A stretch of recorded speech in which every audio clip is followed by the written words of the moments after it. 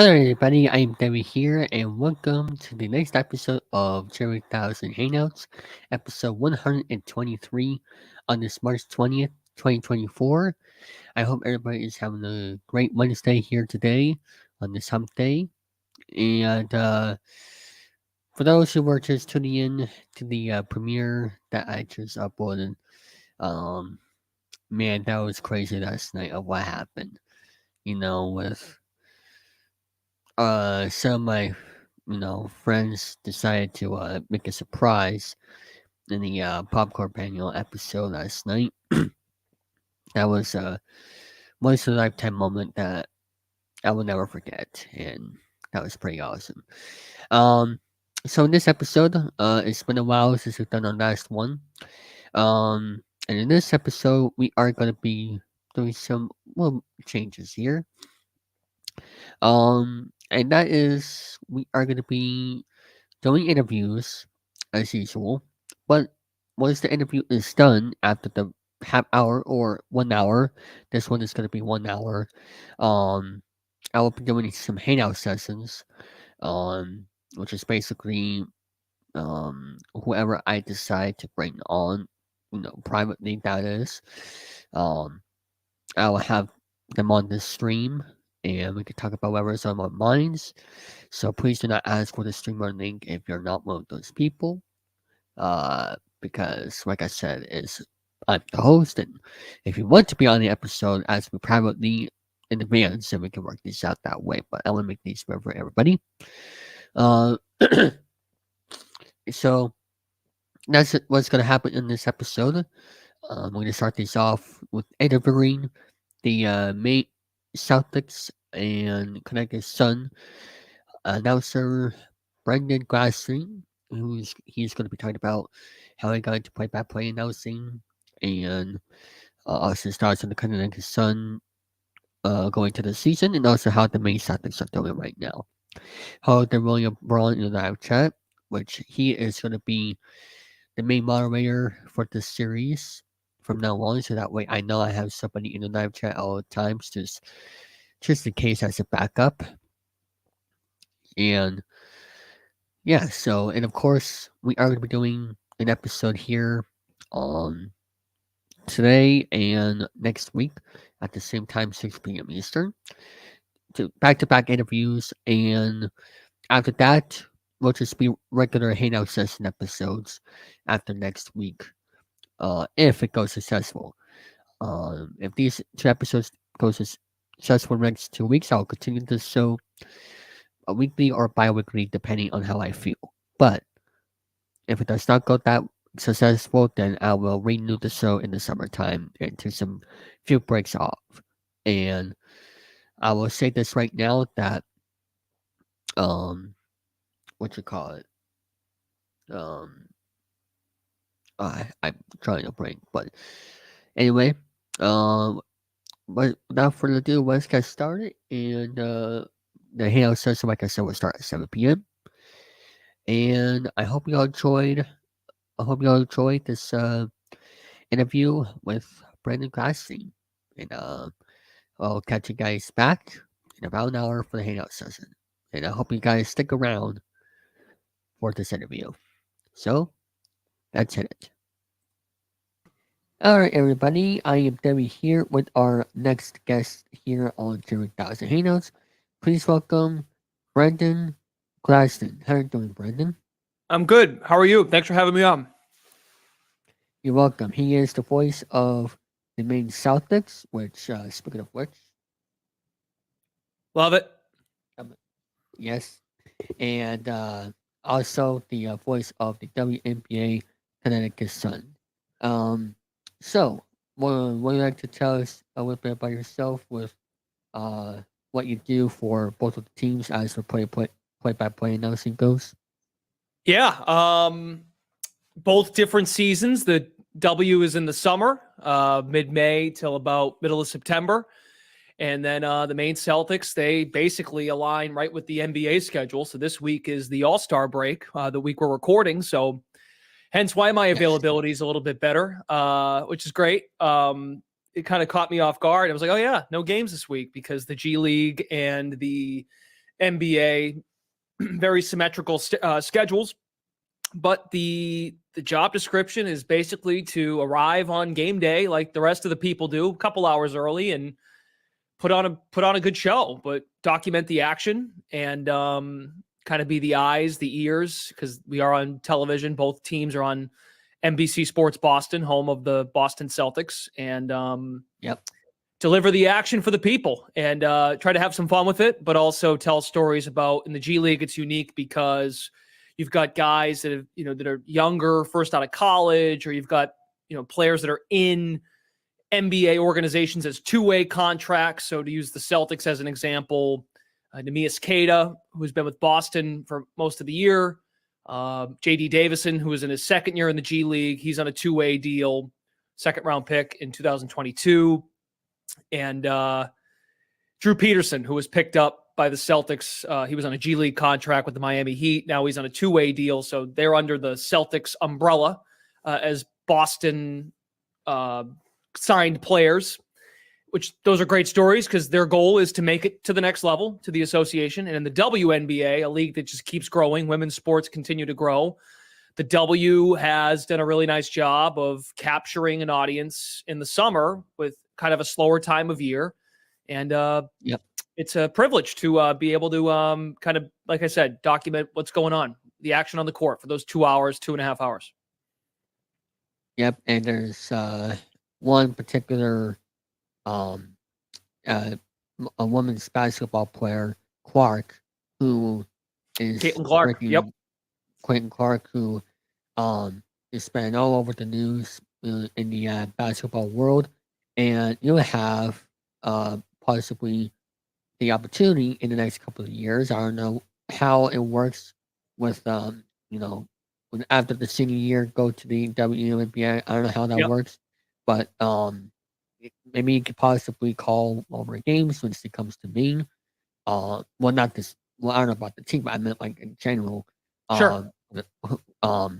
But it'll be pretty cool if that actually happens. But what do you think the WNBA is doing right now with that player and just the game in general? Do you think it's starting to go in the right direction, despite the fact that people are more into baseball in the summertime like me than the W?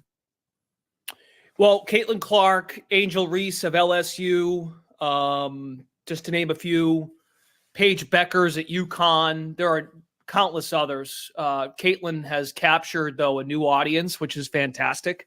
And she's, I think, reminding people that there is a market and there's a popularity surrounding women's basketball. Cheryl Swoops is another one who's a legend, and she's involved quite a bit with, doing more media, more broadcasting.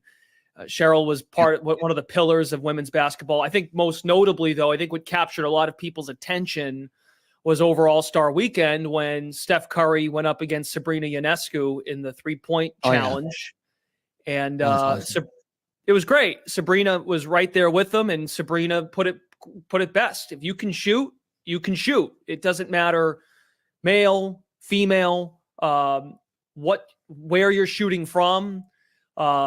Sabrina, understandably, Sabrina's trying to help grow the sport by being on that platform. All-Star Weekend, NBA All-Star Weekend, the Saturday event of the skills challenge, three-point shootout, slam dunk, that to me has grown more popular than the game itself. The game is just kind of a way to cap off the weekend, and it's more of a formality. But the Saturday competitions, it was a great window, and the audience, from what I was reading, the audience was at its peak as far as viewership when Sabrina and Steph went head-to-head. And Sabrina shot from the NBA line, and she already shoots from that distance already during WNBA games. She has that kind of range, but it's great to see to see her be involved and bring more attention to what is a growing league. The numbers don't lie. The TV ratings keep going up. W had a great viewership for the finals last fall when the Vegas Aces played the Sabrina Ionescu in the New York Liberty. So it just keeps growing. I think what I always try to tell people that might be new to pro women's basketball or even seeing Caitlin Clark, it's the reminder. I like, if you ever seen the movie Air, the Michael Jordan shoe movie, it took the NBA in the 1980s. The NBA finals were on tape delay in the 1980s. Like that wasn't too long ago. Meaning, the W's been around for almost 30 years. That's not a long time. The NBA's been around since the 1960s. It takes time to grow a pro sports league. And you're seeing now the NFL has reaped the benefits of that. The NBA is at a point now where it's a global game. The top stars in the league come from all over the place, right? Giannis, Jokic, Embiid, Luka, go right down the list. SGA. It's a global sport. It takes time to get there. So I think the cross promotion is excellent, and it's a way to get more eyeballs on the product. And Caitlin Clark is appointment TV now almost every night she's on, whether Iowa's at home, Iowa's on the road, and breaking the scoring record. She's played what she's doing is a reminder, and it's a history lesson. It's a way, it's an avenue, it's a port key to reminding people, oh, this has been going on. Caitlin is using her platform, and NIL helps as well to kind of give resurgence to the sport, both pro and college. So been fun to watch. Absolutely. And also another thing that's been going on as for women's sports is the I hope I can say this right, the PWHL, the new women's hockey league. Have you been watching those games on NESN, and what do you think of it? Yeah, it's good. I mean, I have some friends that I used to work with in the WNBA that have helped start that up. So the Bruins played Monday, President's Day, and they had a PWHL game on right after. My hometown is Lowell, Massachusetts, and they've used the Songus Arena, the Songus Center, as one of the destinations to play. I think it's great. There's a hunger. The general takeaway is there's a hunger for women's sports. It's never been marketed properly, and that's I agree. Marketing dollars matter, and that's why I bring up the NBA thing and the finals being on tape delay in the 80s. It wasn't marketable yet. Then you got a guy like Michael Jordan who can sell a shoe. Michael Jordan evolves into, and you got your Larry Birds, your go right down the list. Like, I mean, well, Bill Russell was way back, right, when the league was only 8 teams. But the marketing matters, and investment matters, and that's what we're seeing. Women's sports now have started to be more marketed properly. There's investment. It's like any job, any profession. You got to spend money to make money, and that's why now there's more visibility on television. You know, NESN is a partner with the PWHL for their local team. And you'll see more local regional sports networks get involved. And their goal, again, that's going to take them some time. But if marketed properly, that path to, moving up the food chain of viewership, it will have. They'll be on the fast-paced escalator to get to different stages if it's marketed properly. That all matters. So it's a good product, good watch. I'm not a hockey guy. I'm even still trying to find out. Like, a couple of guys scored for the Bruins the other day. I'm like, I don't even know who that is. So I'm not a huge hockey guy, admittedly. I follow it as a fan, being from Boston or being from the Boston area. But it's a good take, and they're drawing fans. So it's good. It's good. They're off to a good start. Yeah, I have yet to still check out one of those games myself, but maybe in the future, once I have the time, I just. Well, and it's great too. I think what also really helps is TV windows, whether it's national or if it's local. Like having a Bruins game on right before they go from the Bruins game to a Bruins post game, and then you go right into the game. That's a great window or a great drive setter for that. So the TV windows matter too. If those games were just on YouTube, or if they were on, just ESPN Plus, I'm just giving examples. Like the viewership, the lead in, you see this all the time with new leagues. You'll watch like ESPN will have lacrosse or cornhole, whatever. If you can get a swimming. Sure. Yeah. And like, I'm not knocking those. I'm making the point. Like if you have a college football game on in December, a college football bowl game, and that's your lead in to your next game, that helps. That gravitates a possible new viewer.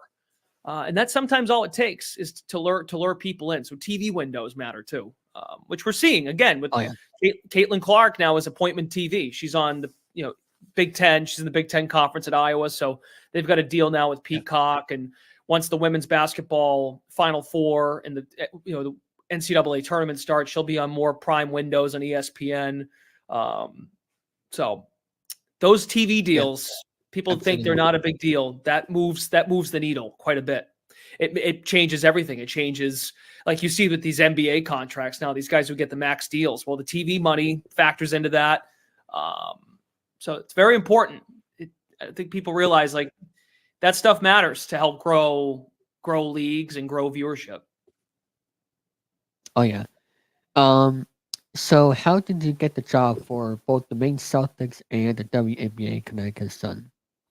Yeah, so with the Maine Celtics, I had some relationships with some folks at NBC Sports Boston. They partner with the Maine Celtics to air the games. The production is done in Maine at the Portland Expo.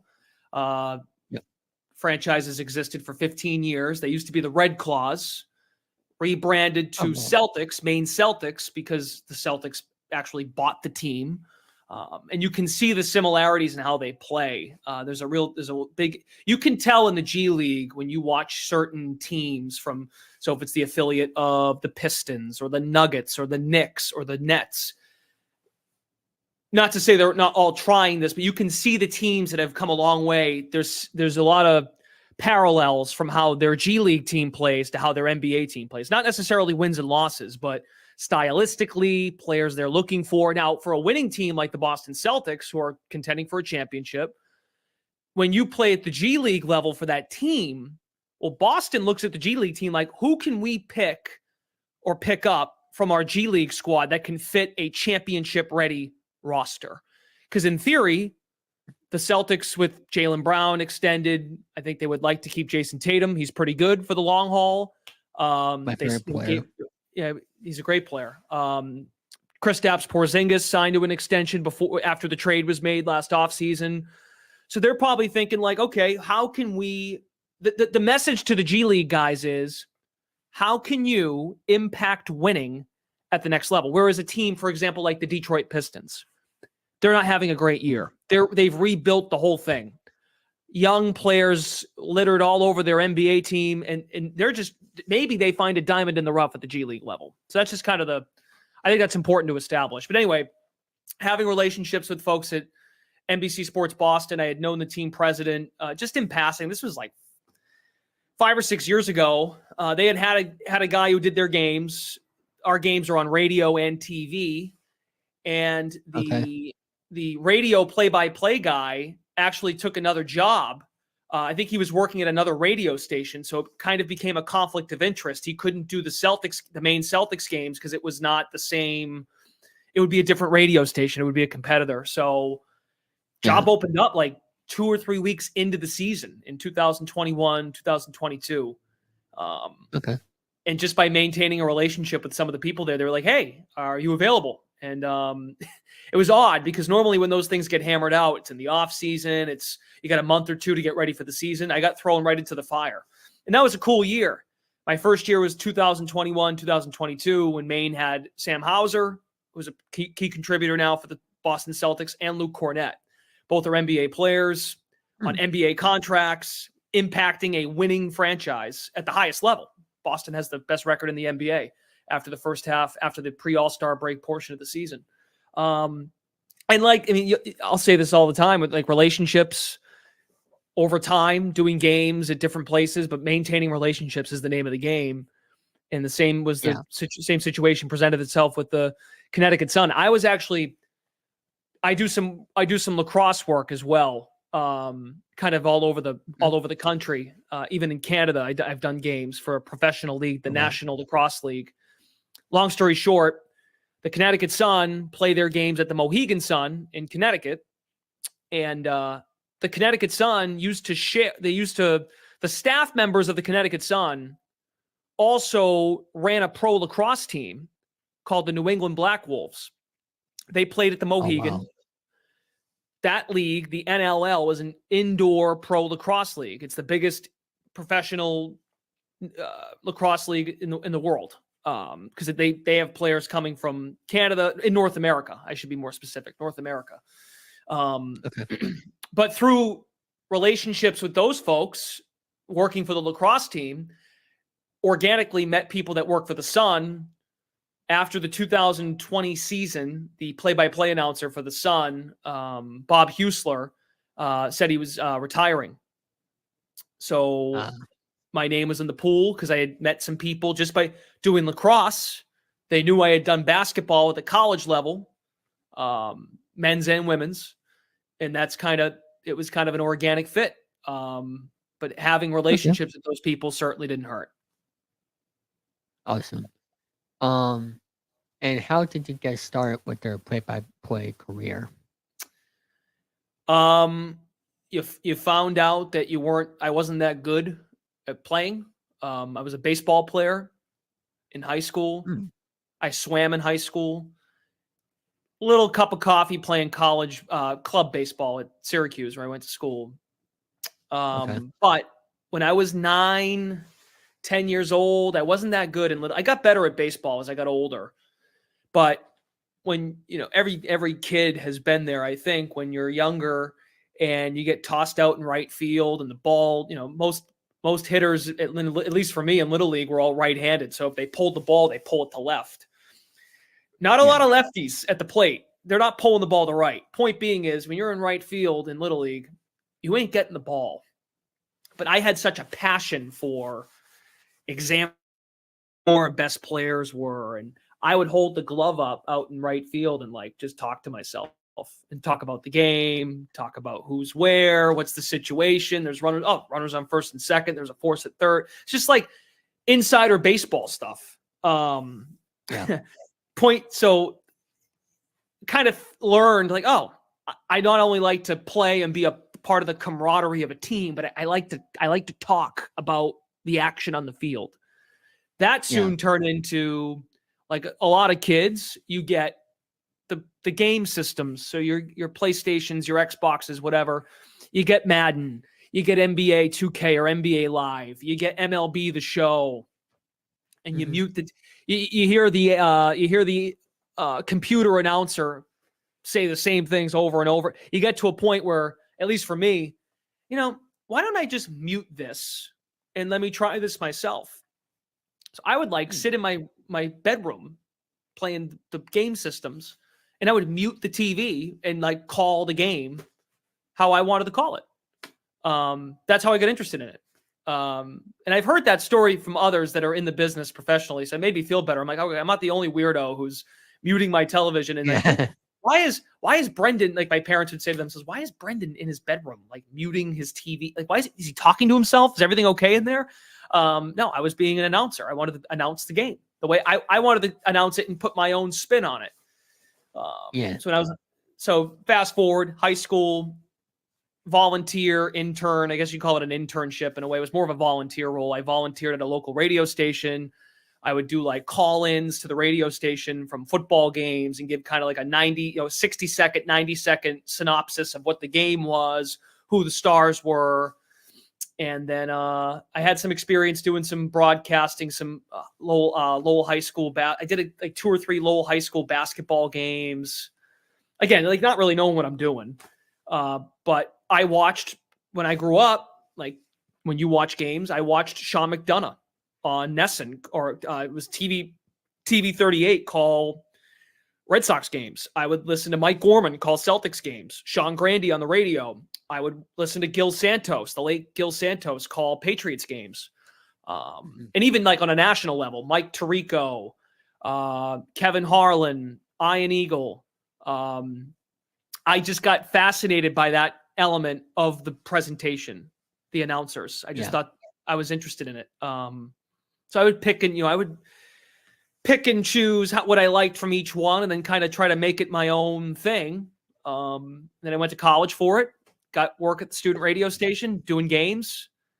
And then when I got out of college, I basically kind of went the freelance route and put together a reel. You send it to so-and-so, you get games there. It's all about reps, just doing it over and over. You try to develop a craft, and then it's worked out pretty great. I've been very fortunate, because this doesn't happen for a lot of people. I've never really had to move out of New England. I found a way I did college games at Holy Cross, at University of New Hampshire, UMass Lowell, Boston College. I've done games locally, and I never really had to move to a different part of the country to make it happen. I did baseball. Yeah. I did some minor league baseball in New York, in Western New York. And I worked down in South Carolina for one summer. And then I just ended up getting other work. Baseball is a grind. It's a lot of games, big commitment. Oh, yeah. But basketball, lacrosse, even I do the high school football games at Gillette Stadium every year now for the MIAA championship. So I've just formed I make my own schedule. I have to schedule. When schedules come out, it's like my favorite time of year, because I can figure out my life and when I'm available, when I'm not available for whatever it is, my niece's birthday or a wedding or something. So it's very cool.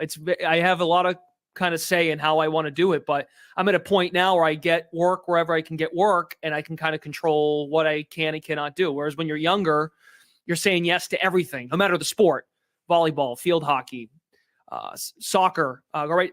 Sports that I didn't mind doing, but I wasn't as I felt I was good at, or I didn't know as much about. But I've learned in this business, relationships, being available, and being versatile, and doing several sports. Because if you just try to do one sport, it might work out for you, but you're better off. You're more valuable to a network or a school or a team. Team doesn't make a lot of sense, because teams are just what they are. But a school, a network, whatever, to do more. And it's worked out, which is great. I like doing these kinds of things. It's a good reminder that there are long days. There's a lot of drive. I mean, I drive to Maine. It's only an hour and 20 minutes from where I live in the Boston area. I drive to Connecticut. They take care of me. There's a lot of driving, a lot of travel. But you're reminded, like, hey, like, this is pretty cool. Like, people will say, I'll get home, like, how was work? And I'm like, oh, I guess that was kind of work. It doesn't feel like work, though. It's like I'm covering sports. Yeah. Like, this is a blast. So. And you can get up in the morning whenever you want, and then. Yeah, I'm a night owl. I'm up late, so I'll get home, and natural instinct. And I know when we exchanged emails to do this, you're like, oh, I want to watch this game and watch the Red Sox are here, and I want to watch the Bruins. I get it. Like, now when what you find out is when you want to work, like with me, when I want to call games, well, there's a lot of situations where I might be calling a game and I have to miss a premier event, or I have to miss. Well, you can always record it on your DVR if you really wanted to. I hear you. Totally, you're 1,000% right. Nowadays, though, with the freaking phones and the updates you get, I'm like, it's almost like you have to you got to stay away completely, because if I don't, the minute I open something, there's a spoiler. But to your point, I would get home from a game, and my natural instinct is throw another game on. Even when I'm like preparing for if I'm doing a Maine Celtics game, right? And say Maine plays on a Thursday and Boston is playing Wednesday. I'll put the Boston game on, and I'll sit in my computer. I'll have my monitor here, and I'll throw the game on, and I'll just do my prep notes. And I'm watching, but I'm not watching like a lot of other people are, which is probably on their couch, legs up. Like I'm plowing away at other stuff, because preparation, you don't just show up to a game and call it. You got to have your notes prepared, and but then that's what I mean, though. That's what like game day, like actually at the arena, I've got all my notes ready. At this point, I'm like, now we got to play a basketball game. Let's see what happens. And then the game dictates how you call the game, right? If I have all these notes, my charts are over there, but if I have all this stuff, like I only use about 15 to 20% of all those notes because I'm not a historian, right? I'm not supposed to be a statistician. I'm watching the game like everybody else is. Let's watch the game. The goal as an announcer is I'm wherever you are, at a bar, a friend's house, on the couch with family, friends, whatever. I want to be right there with you and go along for the ride, and then chime in with details to make the experience better. And that was the game, like what the person's thinking at home, basically. Yeah. Like I think it seems simple, but it's not, because sometimes announcers, and it happens, don't get me wrong, like you almost get obsessed with, you forget, like sometimes you'll sit at the scores table or the broadcast table and you got your headset on and you're so locked into like a run or a stat or a story, and it might be fit when you say it, but you have to remind yourself, like, we are catering to an audience. Like, what does the audience care about? So the old adage that you always have to keep in mind is consider the audience. So I try to have as much fun as I can, because who wants to watch a game where you're monotone, or even like not even like, don't be too positive, don't be too negative. You know, I'm a big believer in this. I might do games for the Maine Celtics and the Connecticut Sun, but whoever they're playing, if they get beat and the other team's doing well, and there's a guy on the other team who scores 40, I'm going to give that guy his cred. Like, it's a game. Like, it's a basketball game. Like that's the whole idea, right? So I don't turn into I'm very down the middle on that. We have more of a spin on a Celtics angle or a Connecticut Sun angle. Like, we might highlight more stuff, but at the end of the day, if they have a game, you know, we're not really critical, but if the other team beat them, the other team beat them. That's just how it goes. That's why we all love it. We love the idea of not knowing what's going to happen. That's why we watch, right? Yes, we love the action. And this also goes to my next question. So you cover a whole bunch of, you cover basketball, in different areas, college, the G League and women's. When you first got started to doing the G League and the W, how do you learn the players from both leagues? Because that takes a while of research and knowing what the players are, and you probably never watched the W before, or the league or G League before you got the jobs. How do you learn the players, and what research do you do to keep learning the players and their stats, etc.? Yeah, I think a great resource. YouTube is an excellent resource for college games. I mean, so a lot of the G League, a good portion of the G League players come right out of college. They don't, or they play overseas. There's I could go off. I could probably give you 15 websites that I use, like Pro Basketball Reference, their college, like where they go. So Jordan Walsh, right, is a good example. Jordan Walsh played 1 year at Arkansas. So I'm on his Arkansas bio page going through they might have some tidbits in there about his family. Another one, this sounds like Scott, rocket science, but it's not, because it's easier said than done. It takes effort to do this. And sometimes there are days where you don't have as much time because stuff comes up, right? Try to get to the game early. And I get to the game. I do an interview with the coach for both teams. I'll do a pregame interview about 90 minutes before. But a great time to get info and storytell, like not just read off what they scored at Duke, their points per game, and what Coach K had to say about them. Like that's all, you can find all that online, which there's value in that, but someone could just go look that up themselves. What about when they're in the layup lines, right? Now you got to be respectful. They got a job to do. You can't, there's do's and don'ts but if I have 5 minutes with a player just to go over, like, hey, you guys have lost a couple in a row. Like, what's the mindset? What's the message? And I might get a great line out of a player who said, like, hey, we flat out stunk. We had a team meeting. We all went through film. Everybody was accountable. That's a little nugget I can share on the air. Another one with the G League that's fascinating, especially these younger G League players. So parents or family members will go to the games because they want to see their kid play their first pro games. Sometimes they're very friendly to like just stop and chat. Like, again, not like anything official, not an official interview, but more like a, hey, like Jordan or JD's doing really well. And they'll be like, oh yeah, like we came all the way from Arkansas, we came all the way from Alabama, or we came all the way from California. Like just little nuggets like that that can lead into fun, organic conversation. Like though they're not cold, they're not straight hard facts, but it's good talking points. But talking to the coach before, trying to meet with some players before the game, maybe they have a fun story. Maybe they had a couple days off and they've been home. Hey, how have you enjoyed being home the last couple days, not being on the road? What are some things you did? What did you go out to eat? What'd you do for fun? Keeps it light, keeps it interesting. What do you do for practice, for the games? And yeah. We do a podcast too, Maine Celtics. We do a Maine Celtics podcast now. We've done 6 or 7 episodes, and we get a chance to really sit down and do very similar to this. We sit down for an hour and we try to talk about stuff other than basketball, because that's what they're in it for a 6-month grind in the G League at least, right? I mean, a lot of those players that you see in Maine, they're getting to Boston for training camp at the end of September, and they're in it till the end of March.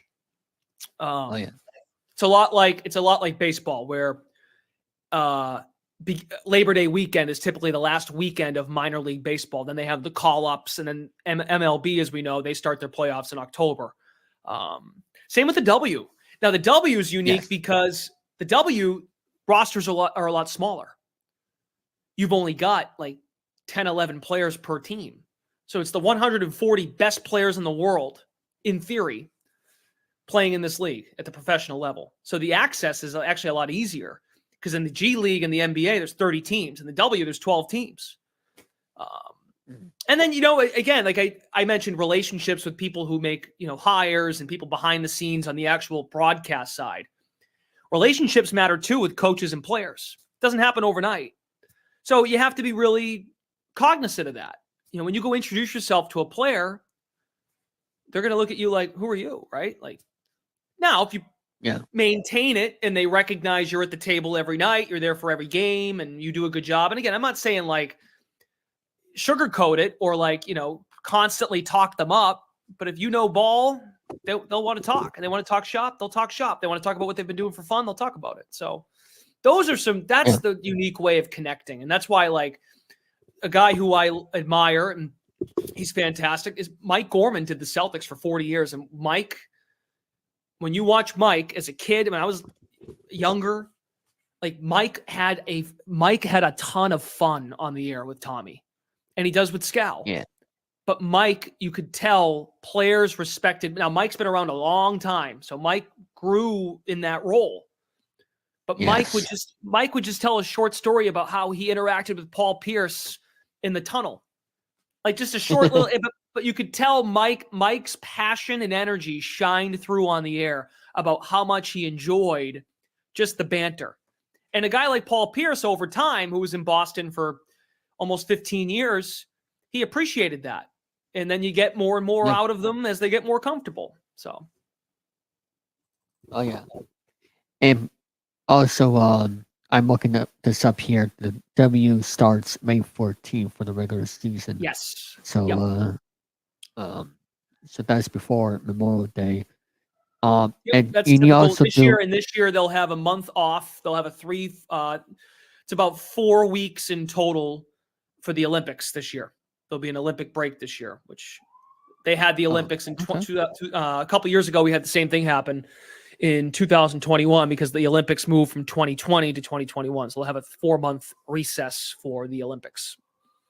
So that's why our season this year will start a little earlier, about a week or two earlier than normal, and then it will go a little later. It will go into mid-September. Typically, the season ends middle to the end of August, but this year it will go into September. And they've added games. There's 40 games now. It's gone from 32 to 36 to 40. Last year they played 40. So wow. It keeps growing. Cool. It's great. And as for the Maine Celtics, you do both TV and radio for the away games, correct? No, I just do the home games. Yep, it's a radio. Okay. It's a radio simulcast. So we're on NBC Sports Boston for all of our home games. Now, if we have a game the same night the Celtics play in Boston, our game will be on tape delay. But there are other broadcast partners with the G League. Some nights they'll be on ESPN Plus. Other nights they'll be on Tubi. Some games are on NBA TV, which is pretty neat, on a national stage. And they do a great job in Portland. They sell out that arena almost every single game, or pretty close. If it's not a sellout, it's right there. It's a very intimate feel. They get about 3,000 people in the building, and it's a smaller setting, but it almost, the way I feel when I go back and watch a game, it looks like an AAU tournament, like one of those big AAU tournaments down in like Georgia or down in Florida or Texas, or even in Springfield when they do the Springfield Basketball Hall of Fame one. It's a really cool setup. The people are right on top of you. It's really cool. And there are teams in the G League that play at the NBA. So like the Wisconsin Herd, they're the Bucks affiliate. They'll play where the Bucks play. And you can tell when you watch the game, like they're not selling the place out. Oklahoma City, the Thunder, their G League club, Oklahoma City Blue, they play in the same building. So as much as I would love to see 17,000 people go to TD Garden and watch a G League game, they pack the place for Maine. So it's a really intimate setting. And I think those smaller arenas it makes the show and makes the game makes them feel bigger. Yep. And also for your next game for the Maine Celtics will be February 25th at 1 o'clock. Sunday. Yep. Sport. So I'll be watching that to see how they do, which this goes to my next question. What do you think of the Maine Celtics here so far this season? It's been an up and down year as far as wins and losses. The priority at the G League level is to develop players. And to, again, like I said before, the goal when you are a G League affiliate of a team that has championship aspirations and you have stars in Boston, to churn out a roster spot at the next level is really difficult. Because it's not like they're in a developmental or a case study phase. Like I use the Pistons as an example. And they're not the only ones, but teams that aren't contending, they have more of a luxury to mix and match personnel. Whereas in Boston, it's pretty clear who the top 7-8 players are on the team. And you ain't leapfrogging those guys. It's roster spots, maybe 10 through 13 can go either way. And that could be the case for the next 5 years, for all we know. So it's really fun to watch guys at this level not only compete for maybe a chance in Boston, but a chance to compete in the NBA entirely. They've got the athleticism on this team is off the charts. J.D. Davison can throw down some posters. DJ Stewart is a fun, smaller guard out of Duke he's in his third G League season, second leading scorer on the team. Him and JD, we call them initials because you flip their initials to their name, JD, DJ. It can get a little confusing, admittedly, because they're both at the same position. They're both like point guards or off-ball guards. So they play a fun brand of basketball. They're very similar to Boston. They play defense. When they play defense, their defense usually ignites their offense.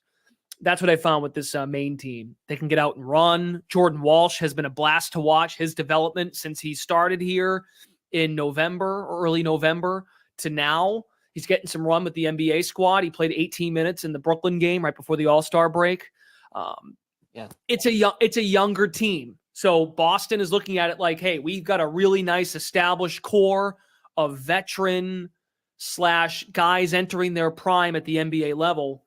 They've had the luxury of going young at the G League level to find the next diamond in the rough that can fit the Boston Celtics culture. So they're right in the mix, though. The NBA G League, just like the NBA, Eastern Conference, Western Conference, Maine is in the East.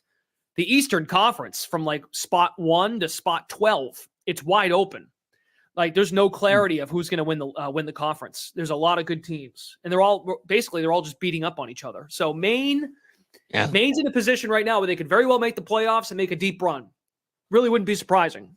Or they could be on the outside looking in and just miss out. So it's been, from that standpoint, from a competition standpoint, the league is as tight as it's ever been, which is good for the viewer, good for people like us that talk about it and get to consume it. Yeah, and also for the Maine Celtics, I'm pretty sure it didn't happen this year, but has Jason Tatum ever done rehab in Maine or other players right now, or no? They don't do that. Okay. It happens around the NBA. It hasn't happened in Maine. Yeah. You might remember a player, Delano Banton, who was traded at the trade deadline, was on Boston's roster. Sometimes a guy at the bottom of the bench who doesn't get a lot of minutes, they might come down to Maine and get a chance to play on they call them assignment players. So Jordan Walsh is technically an assignment player. He's on an NBA contract, and he'll come down and play for Maine. Robert Williams, who was on the Celtics before, he was in that trade with Drew Holiday. Robert Williams came down. I'm pretty sure, don't quote me on this, Marcus Smart came down. I wasn't there. I wasn't doing the games at this point, but a couple years back when Marcus Smart was a rookie, Smart came down for a game. But no Tatum. Tatum hasn't had a major injury, knock on wood, in his career. So he really hasn't had to rehab at that level. Same with Jaylen Brown. So, but it has been done. Like the NBA, there are teams that will utilize the G League team as a rehab spot. Kind of like, I know you're getting at though. Baseball does it all the time, right? Like Chris Sale with the Red Sox, for years would go down and do a game in Portland, Maine, and he'll pitch for the Sea Dogs, or he'll go to Worcester and pitch for the Woo Sox. Don't really see it as much in the NBA. Don't really see it as much. Okay. Now let's go to the Connecticut Sun. Of course, they were in the playoffs last year. Yep. New York knocked them out. What do you think they can do this upcoming season, as we are a couple months away? Yeah, they are very much still a title contender. Their core of DeWanna Bonner, Alyssa Thomas, who has got MVP votes, very much in the mix to win MVP. I'll be biased. She probably should have won it. That's a separate discussion for a different day, but she was right in the mix, which says a lot about Alyssa and her development in 10 years in the league. Finally got her flowers for how good she is and how much she impacts winning.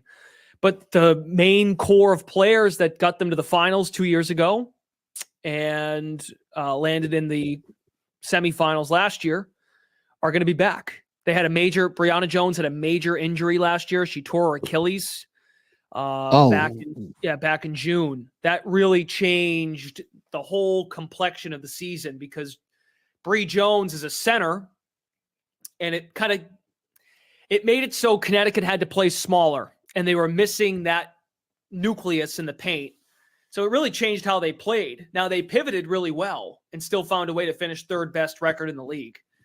But Bree Jones being back, if my opinion, if Bree Jones was healthy all of last year, I think Connecticut would have had a real shot to win it. They would have had a real shot. I'm not saying they would have been in the finals, but they would have given New York more of a series, which they kind of did already, to be honest. But they're right there. They're going to be at minimum, they're going to be a top 5 team in the league, and they've got championship pedigree. They're a lot. I mean, outside of so it's kind of ironic, David, they've got the way they've played the last 4 or 5 years.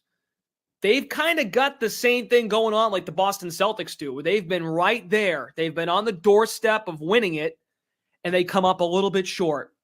They were in the finals 2 years ago. Boston Celtics in the finals 2 years ago.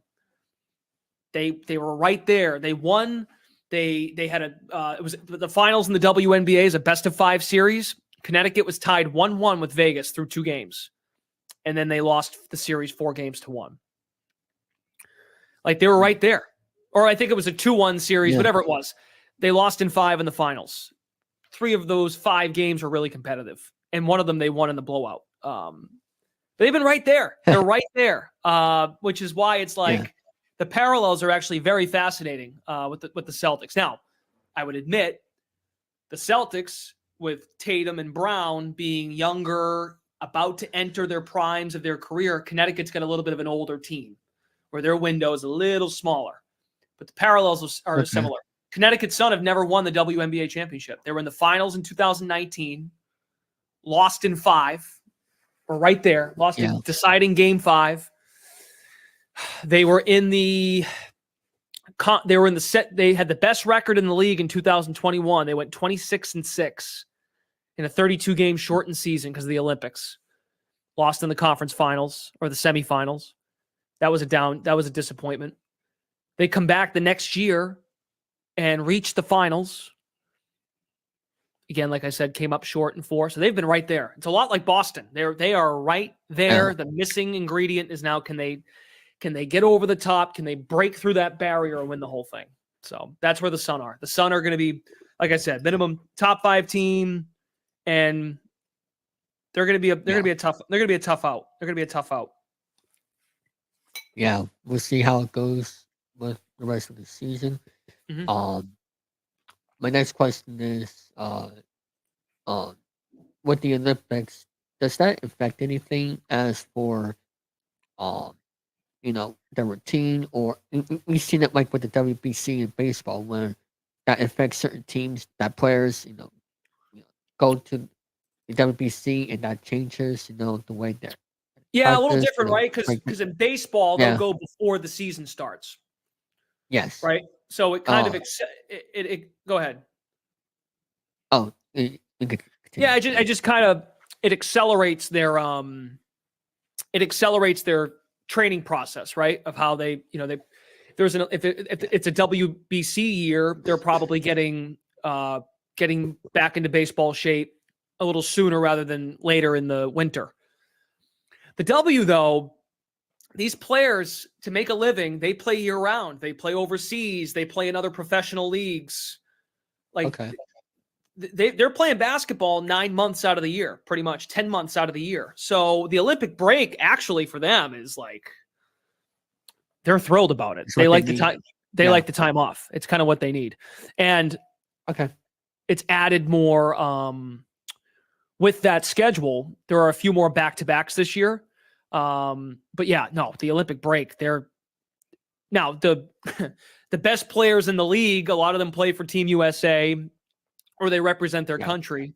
And yes, the cream of the crop will represent the United States in the Olympics. So the stars, the elite of the elite, they're not going to get the break, but the secondary stars, the rest of the rosters, the break's good. Break's good. Awesome. I got a couple more minutes here, and I gotta get rolling. So, all right. I'll ask you a few more rapid questions here. I'll ask this. What other sports do you like other than basketball? Big football fan. Patriots. We'll see what happens. Don't know what's going to happen with the draft. They need players. They need talent. They need young players. They need to show me something, build me something. I'm really bummed out about what's going on with the Red Sox. I really am. I'm a baseball guy. Same here. I said this to you earlier. It was the one sport that I was actually pretty good at, and I knew the game really, really, really well at a younger age. And the way it's kind of when I was younger, let me think. I was 12 when the Red Sox won in 2004, when they broke the curse and they came back. It was a perfect time for me, selfishly, and a lot of my classmates in middle school or even kids I played Little League with, because we were just getting into it. You were 10, 11, 12 years old, and you just kind of started. When you get to 10, 11, 12 years old, you're starting to really figure out sports, and you're not just watching oh, look, I'm wearing the laundry, I'm a fan of the team. You kind of get what's going on. So my baseball fandom has kind of dipped in the last couple of years because the investment hasn't been there in the product. So that bums me out. But I still watch baseball. I still know the game. I'm not as up to date though on the stars in the league. I'm just not. And the Red Sox don't help that. They don't, because I don't know what they're doing. I don't really get it. I'm a big lacrosse fan. Lacrosse has been good to me for work. So I went to Syracuse. We don't have a pro. We don't have a baseball team. We have a softball team, but no baseball team. But when you worked in student radio in college, like lacrosse is huge in Syracuse, huge, women's and men's. And that's where I got my first exposure of doing lacrosse. You almost had no choice. It was football, basketball, lacrosse. And I gained an appreciation for it that I never really had. I never played it. I was a baseball guy in the spring, so I never played it. But it's been very good to me as far as work, and I've come to really enjoy it. Like I said, I think I said this earlier, like I'm a very neutral hockey fan. Like I've done some work at University of New Hampshire, so I follow it. But yeah, like I'm easy. Like I'll really put anything on, but basketball, I have a passion for basketball at the college, professional level, women's and men's, and lacrosse. So, yeah, man. I'm a Boston guy. I dabble in all of it. Patriots, Bruins, Red Sox, Celtics. Yeah. Same here. One more final question. Do you have any advice for those who want to get into play-by-play? Because I've seen people try to do play-by-play just by going on YouTube and have the game on mute and just do the commentary, get those reps in. Do you think that is a good way to do it, or do you have any other advice on how you did it for play-by-play? Yeah, I mean that example. Yeah, that's I mean, like YouTube, the way that platform has grown in the last 15 years. Like YouTube is like, what is this? What is you like? YouTube is like a brand new thing. Like 15 years ago, I think back on it now, like that's probably what it would have to do now, as opposed to me just barking into my controller, recording nothing. I mean, I wasn't recording when I was doing muting the TV, trying to figure out if I was any good at this, or just not even if I was good, just to try it, just because I enjoyed it. Like I wasn't recording that stuff. A great way too, like I understand the idea in a video game setting, the way these video games are made now, by the way, like the 2Ks, MLB The Show, like, I mean, the picture is so, you might as well, it could look like a real game. You could make a reel and do 6 sports via video games, and you got yourself a nice little demo reel of showing what you can do. But I think it will never beat.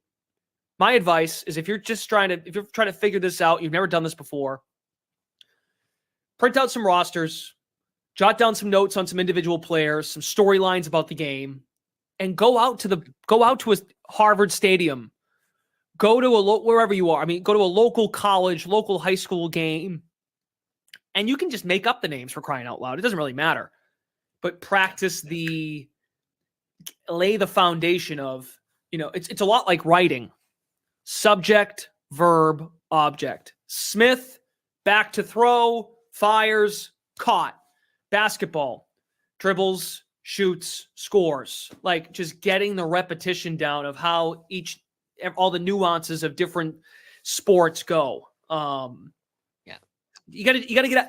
If you've never done it before and you're scared, well, you've got nothing to be ashamed of, because you got to start somewhere, but you just got to try it. And you have to really get comfortable with listening back to yourself, because that can be cringy. You're like, oh, this is what I sound like when I record myself. Like you got to go back and pick it apart, because you can send your stuff to internships, prospective jobs, friends, family. Like the only person who's ever really going to pick it apart and last one. So the only one who's going to pick it apart is yourself. And then my last bit of advice is watch people you would think are good and take down notes. Like, great example, if you like basketball, watch this in March. Watch the NCAA tournament, because there's about 7 or 8 different announcers at all these games. And jot down some lines that you liked, or just their pacing, their inflection, their word choice, how they punch a call. Those are all things I would do. I still do. Do you think there's a way for people can still get into the play-by-play business without going to college? If that's an opportunity there. Okay. Yeah. You got to do game. You got to, it's a lot like, at the end of the day, it's a lot like, I don't have experience doing this, but like Yeah. The broadcast business is a lot like acting or like musicians. Like when a songwriter or you know how they like Taylor Swift blows up. Well, she got her start probably just by playing her guitar in her living room or singing into a microphone, and then you make a tape. It's the same thing as announcers. The tape doesn't lie. You'll hear coaches all the time after a game. We went back and watched film. The film don't lie. It's a lot like this business. You just keep doing it, and your tape, if you keep improving your tape, the tape tells people what they need to know. Absolutely. So, well, thank you very much for doing this. It's great person for doing this, and I'll be watching your game on the 25th with appreciate it.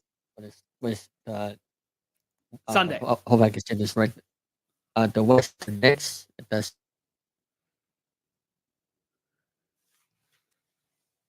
I believe the Knicks will be playing the Celtics that day. Yep.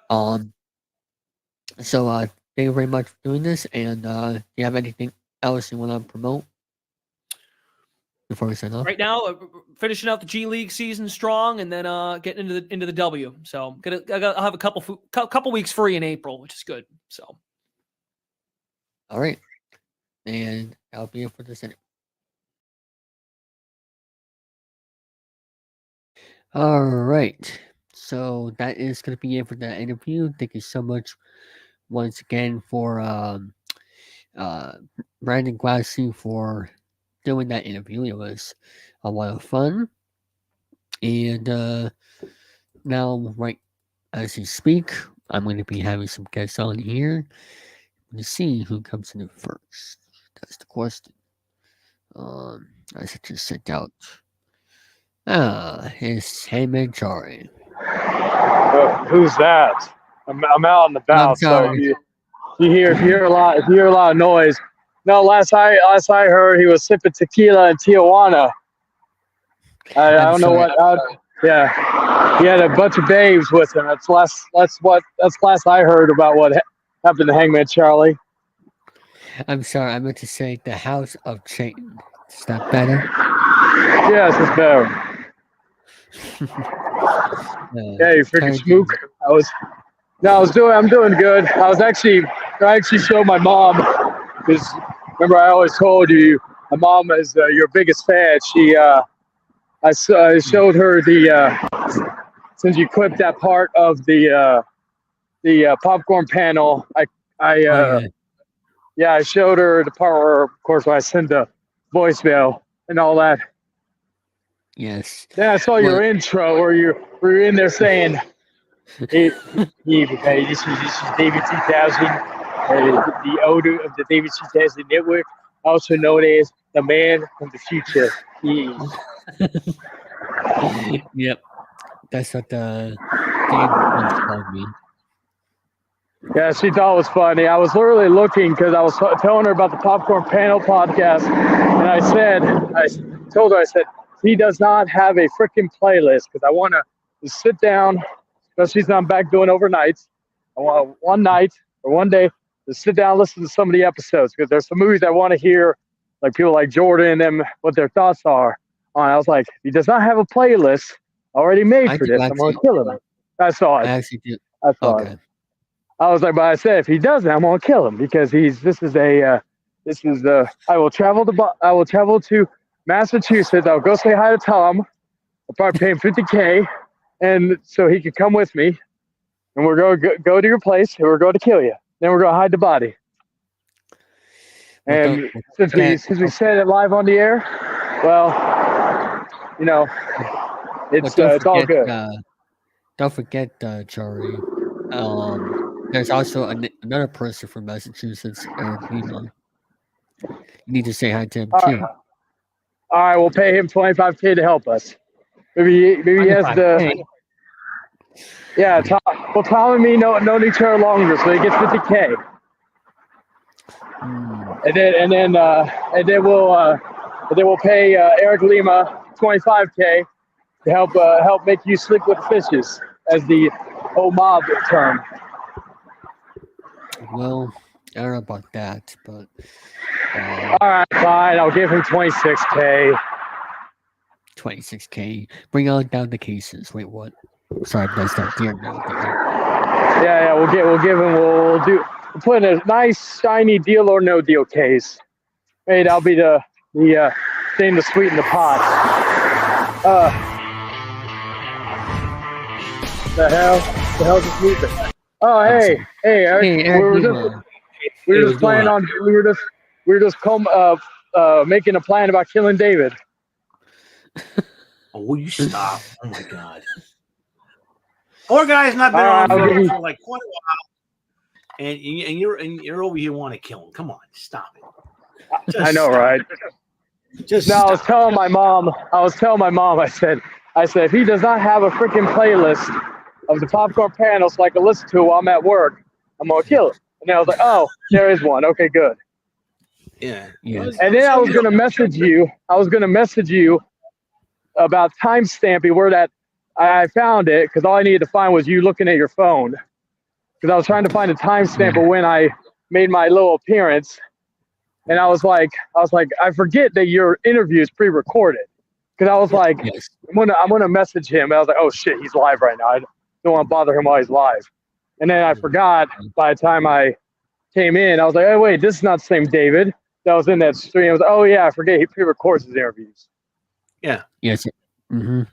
And also, I just with the popcorn panel last night, I re-uploaded that clip as a premiere a half an hour before this went live, so that made it find it easier for you. Yeah, I'll watch. Yeah, because I was trying to find timestamp for the precise moment, and I was like, okay. Like I said, it was pretty easy, and yeah, it was easier because it's like sometimes finding a timestamp for a 6-hour-long stream. Like back in the old Hangman Outcast days, before he went to Tijuana, sipping tequila with some nice babes. If anybody is wondering whatever happened to Hangman Charlie, because David brought him up earlier. I don't know. I'm just used to saying that. But anyway, how are you doing, Eric, tonight? Well, I'm doing pretty good. That's good to hear. You know, today's technically the first day of spring, and yeah, well, for sure, for at least a half an hour this morning in my area, it was snowing for like, not snowing like guys were sticking on the ground, but it was snowing for like a half an hour. I'm just like, what the heck is this? If it does snow, listen, I'm in an area right now. It's like low mid 40s, upper 40s, low mid 50s, that type of deal. It all depends on where you're at. If you're up north, you probably get a little bit more snow. Cause I'm right near the ocean, so to speak. Yes. And that I live right near the ocean, so there's a pretty good chance that we're going to get mostly rain and all that. So the air could be a little warmer. So yeah. And plus, David, is there? Oh, sorry. Go ahead, Eric. Sorry. I would say sometimes the ground could be a little bit warmer than usual. If it does, it probably won't stick as much. And they say it's going to change over the rain, so we should be all right. What was that term? I was gonna say, David, since you're all grown up now, is there can people have profanity on here? Bleep. I don't know what that is, and I'm not swearing. Profanity, like bad language. Swearing. Swearing. Long as it's not offensive. Okay, fine. All right, I'll say this in a PG sense for that reason. Bleep you for freaking for the snow. I wish I had snow over here.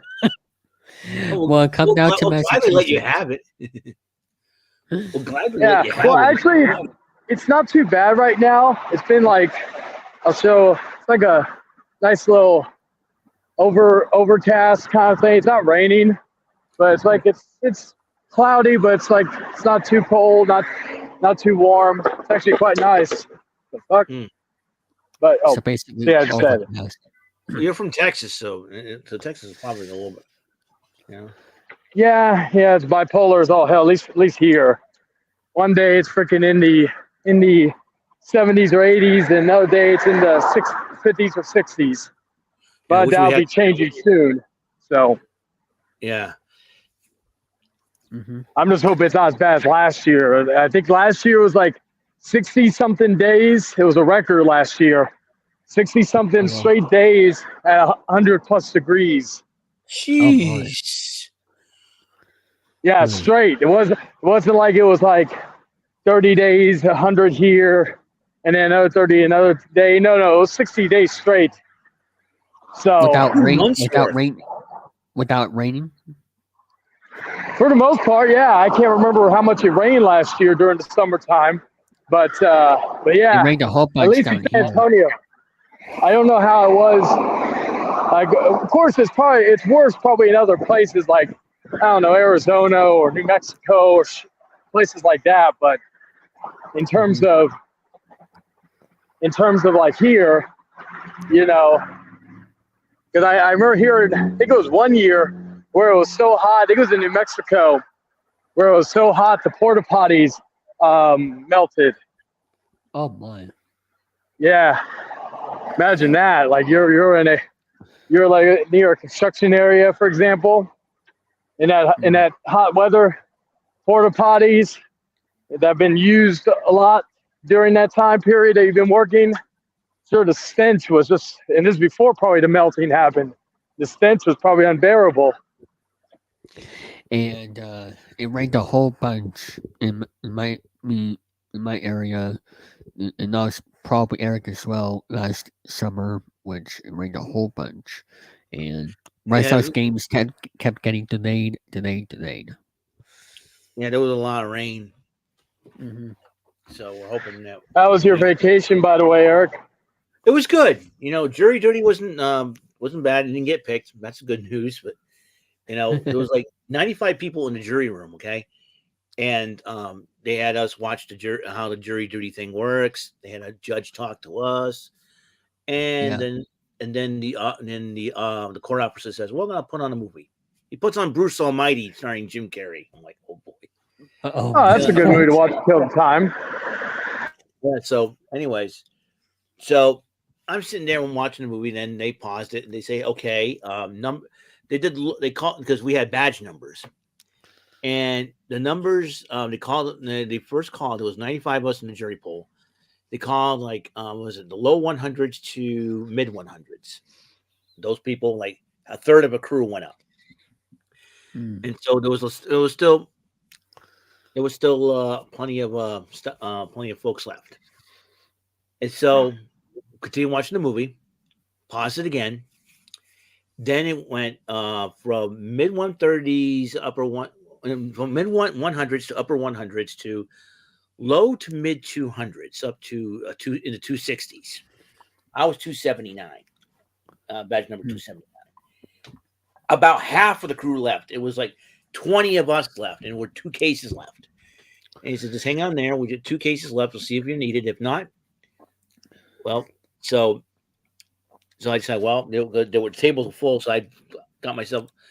I brought along a deck of playing cards just in case to keep my mind busy. So I'm starting playing solitaire. Right, I'm finished up my solitaire game in the jury pool. Okay, and our court officer says, "Well, you guys can go back. You can go out and get something to eat, and then you can come back here in 3 years." So 3 years. Wow. Yeah, 3 years. He joked about it. So I was like, we're not needed. Good. See you in 3 years later. 3 years. See, the last time I went to jury duty was actually 10 years ago. It was in 2014, and because I got picked to do jury duty earlier this year, but due to a pre-existing thing I had to take care of regarding my mother, I had to basically ask to defer. And I was able to pick the date, and then I could defer. And I think I don't have to go back to do jury duty until July 30th. That was as far as I could go. I was trying to go see how far I could go in terms of how far I could extend it. And it was like July 30th. I'm like, all right, I'll stick with that. So I picked that. So I'll be doing jury duty myself on July 30th. Luckily, that's still about 3.5 months away. So. Yeah. How come they said 3 years, Eric? Just curious. Huh? How come they said 3 years? That's the way they do things. Because sometimes computer will pick you at random, and if you don't get, So, like I said, so the next 3 years I could get chosen again. I might end up getting picked this time around, but who knows? But I've gotten lucky the last few times I went to jury duty, didn't have to go.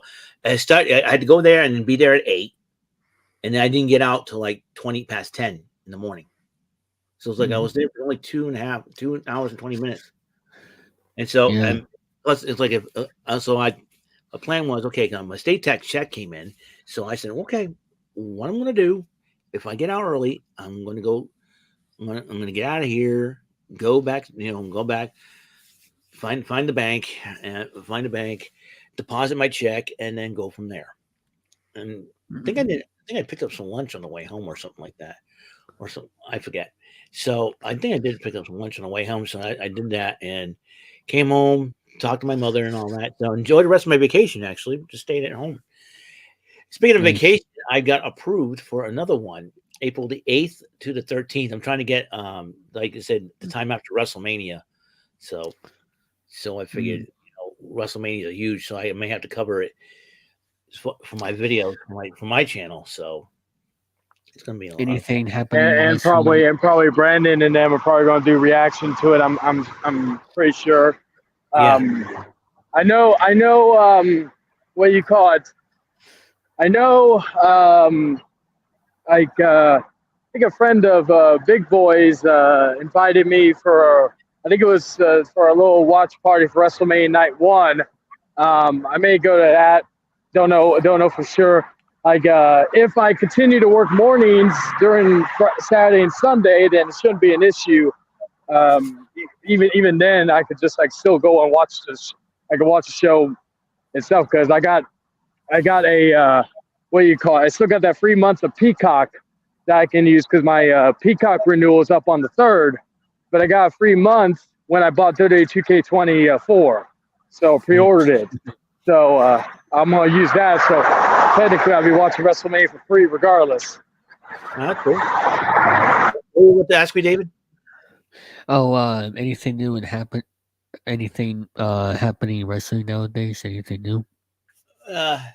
Wrestling nowadays I can do not really. Just I just watch it. Just I know tonight Dynamite's gonna be on at 8 on AEW, and it's supposed to be 3 hours long because Rampage is coming right afterwards. So, and I did pick up some games for the Xbox for my Xbox One. So, yeah, I got mostly WWE games as well. So I'm looking for. I haven't played a lot of video games as much as I wanted to, but because all my life's going crazy. So hopefully this next vacation, I'm going to try and do that. You have more time, once that comes. I actually have my spring break. Not the April 8th, but is the week after that on the 12th. I know spring vacation is right in April somewhere. April vacation. It's during President's Week, so when the Red Sox play, during the Boston Marathon, I have that week off. I think I since my vacation's on that April, I think the home opener is it's on April 9th. So I'm really excited. I can't wait to watch it. So. Oh yes, they're gonna do a tribute to Tim McField along with the 2004. Yeah, the only heard news that Kurt Schilling will not be there.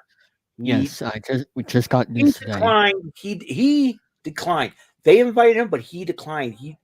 Because he knows the heat was on him because of what he said. He knew the heat was on him, so he's got a lot of heat going on towards him right now because of what he when he announced it on his podcast, and he said he wasn't supposed to announce it. That's what. Yeah, and I think everybody.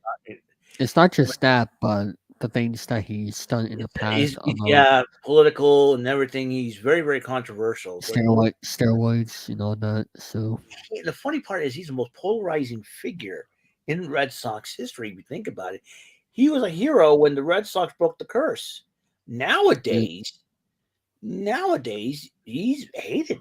That's how bad. Yeah. And it's I'm like, wow, which I can understand his logic. It's like he knows.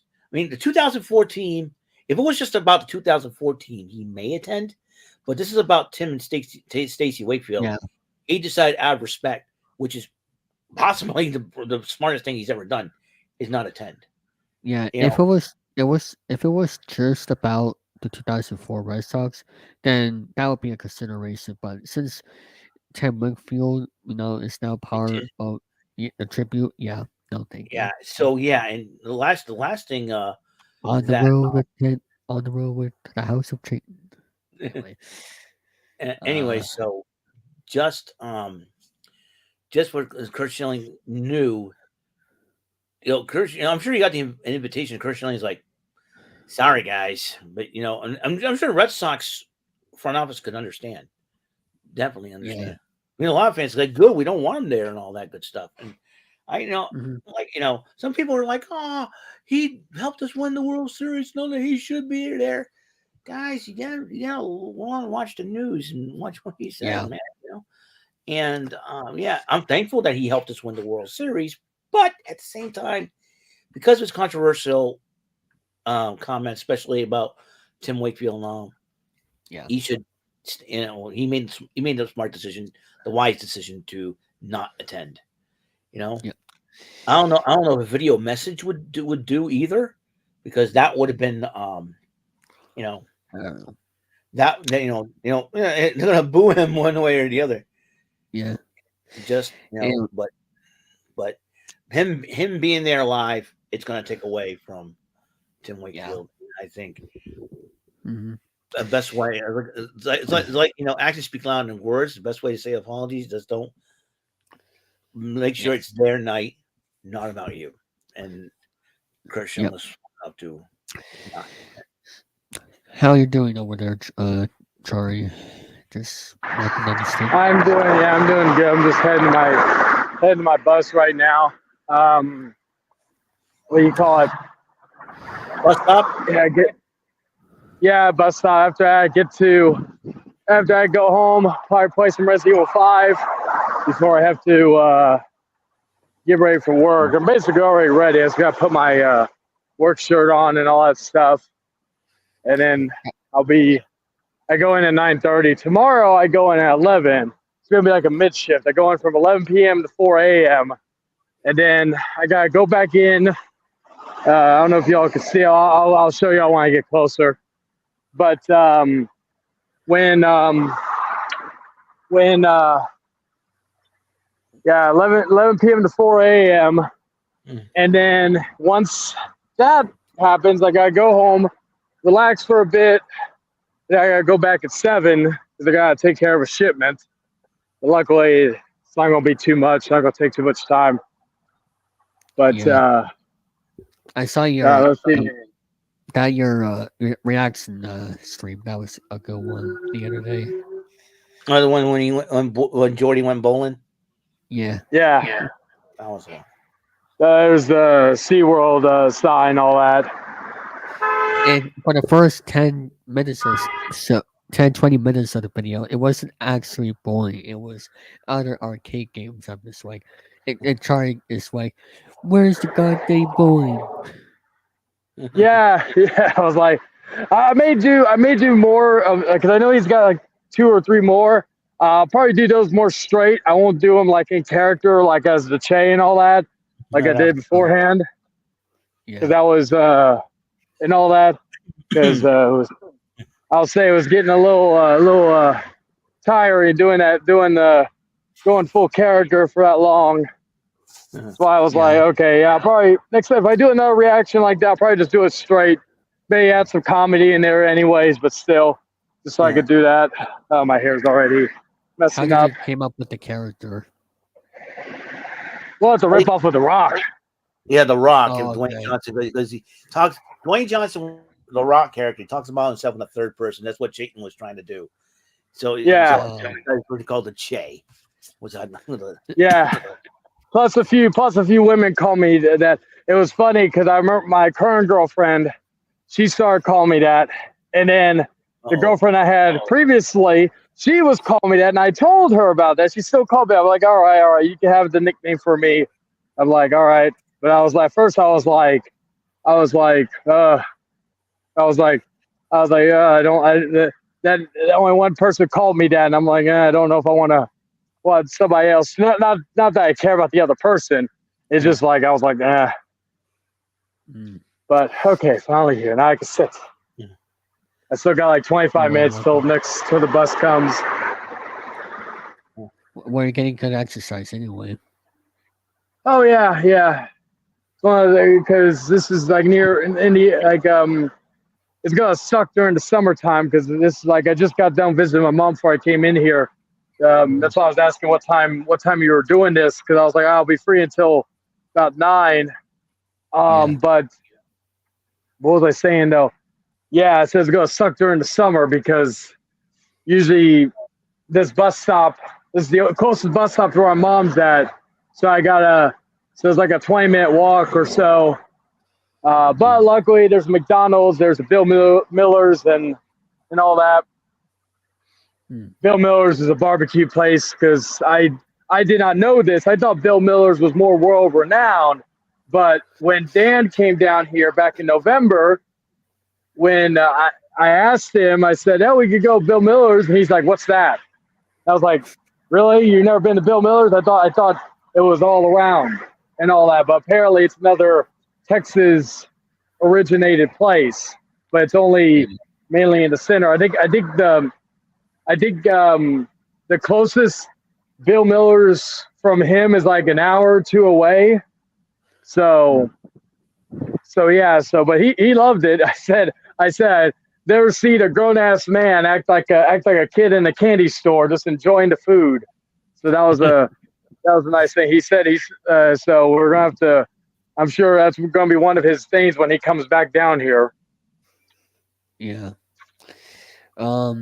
Eric, what is your schedule like for watching wrestling? I'm talking for the 7 days a week if you watch it every day. Well, most of the wrestling shows start at 8 o'clock. Monday Night Raw is at 8. NXT at 8. AEW is at 8. Impact. Because I watch Impact Wrestling on my tablet while I'm doing Rant and Rave. That starts at 8. Okay. SmackDown starts at 8. And Collision Saturday night starts at 8. So yeah, a lot of 8 o'clock time.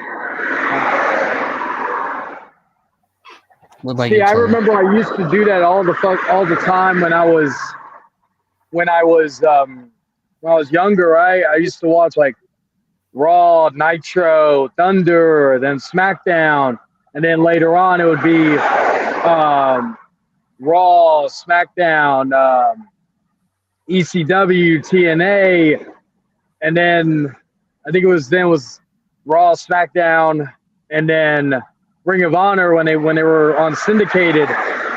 And I think it was around that time I just stopped watching every episode from start to finish. It was probably around, I gotta say, 2014, 2015 was probably when I stopped watching it, like, from start to finish. Like, there's been a few Raws. Like, I watched, I think the last Raws I watched live, like, from start to finish, was the night after the Royal Rumble in 2020. That was when Edge was returning, after Edge returned.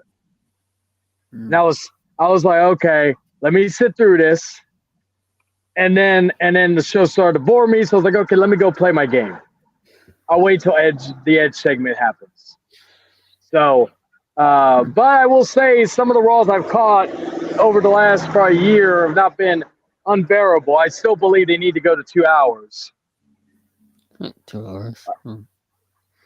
Yeah, because back in the day, well, actually, really back in the day, it was on for an hour. Now, like, but until, like, I think this year will mark the 12-year anniversary since Raw went 3 hours. It was during the Raw 1000 episode back in July of 2012, and never been the same. That's why, like, I hope SmackDown never goes to 3 hours. I didn't even want NXT to go 2 hours, but even NXT, I've just not cared as much as since. Like, there are people I like in NXT. Like, I like what they've been doing with Roxanne recently. Roxanne's from Texas, I do believe, Yeah, she was trained by Booker T at the Reality of Wrestling. Yeah, I think this heel character that she's been doing. I'll tell you what, it's a good refresh. It's a good thing because I'll tell you what, when she came out, she's all smiley and all that, happy to be here. She wants to be the women's champion, and sometimes she has to kick it up a notch, and that's what she's been doing. I think that's going to help her. I honestly think that this happened because Cora Jade got injured again. Yeah. I think this spot was originally going to be for Cora Jade, but since she got injured, I think that's when they changed direction. So I don't know if Roxanne still would have turned heel if Cora Jade didn't get injured. But again, I've said I don't know who they need to fire, whoever is the head trainer of the women in the performance center, because all these women are coming down with basically the same injuries. Like Nikita Lyons had a torn ACL. So Ruka, she just came back from a torn ACL. Cora Jade had a torn ACL. Yeah. But it's funny. It's all the women. It's like all the women, not every single woman, but like most of the injuries that we've been hearing about recently have been from the women's side, and they've been from NXT. Yeah. And Nikita Didn't Shotzi tear her? I know she was on the main roster, but she tore it in NXT. Didn't she tear her ACL too? Yeah, I think she got hurt as well because she was holding her knee. Yeah, as well. And then freaking R-Truth also tore his AC. So that NXT, it's like they say about the parking lot. The NXT parking lot is cursed. Well, the NXT building is cursed because everybody tears their ACL. It seems like anytime they're over there. So Nikita Lyons will be back in 7 months. She said she's. Then she got injured again though, right? Well, we haven't seen her.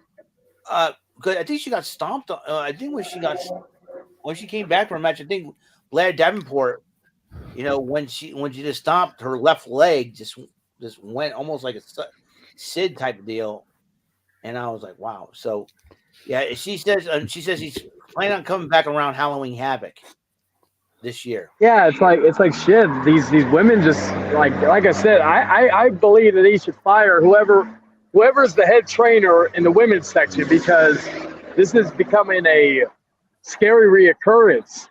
Because let's not forget, who was it? I know she did it in the Mae Young Classic, but freaking Tegan Knox did it twice. She did it 1 year, and then she did it the next year. Tegan Knox. Now we could be thinking Asuka got hurt. She hurt her knee. I heard. So, and Nick Aldis also got injured. Apparently, he won't be missing TV time, but he's gonna have to get surgery. He's got surgery. I think he's got his surgery done. Because he's only a general manager. So yeah, so he must have done something like maybe Well, also I heard CM Punk. He's been his recovery is going well because he's doing some things without the brace. So because I kept thinking, I was like, maybe he's going to special guest referee the match between Drew and Seth, which I think would be very interesting.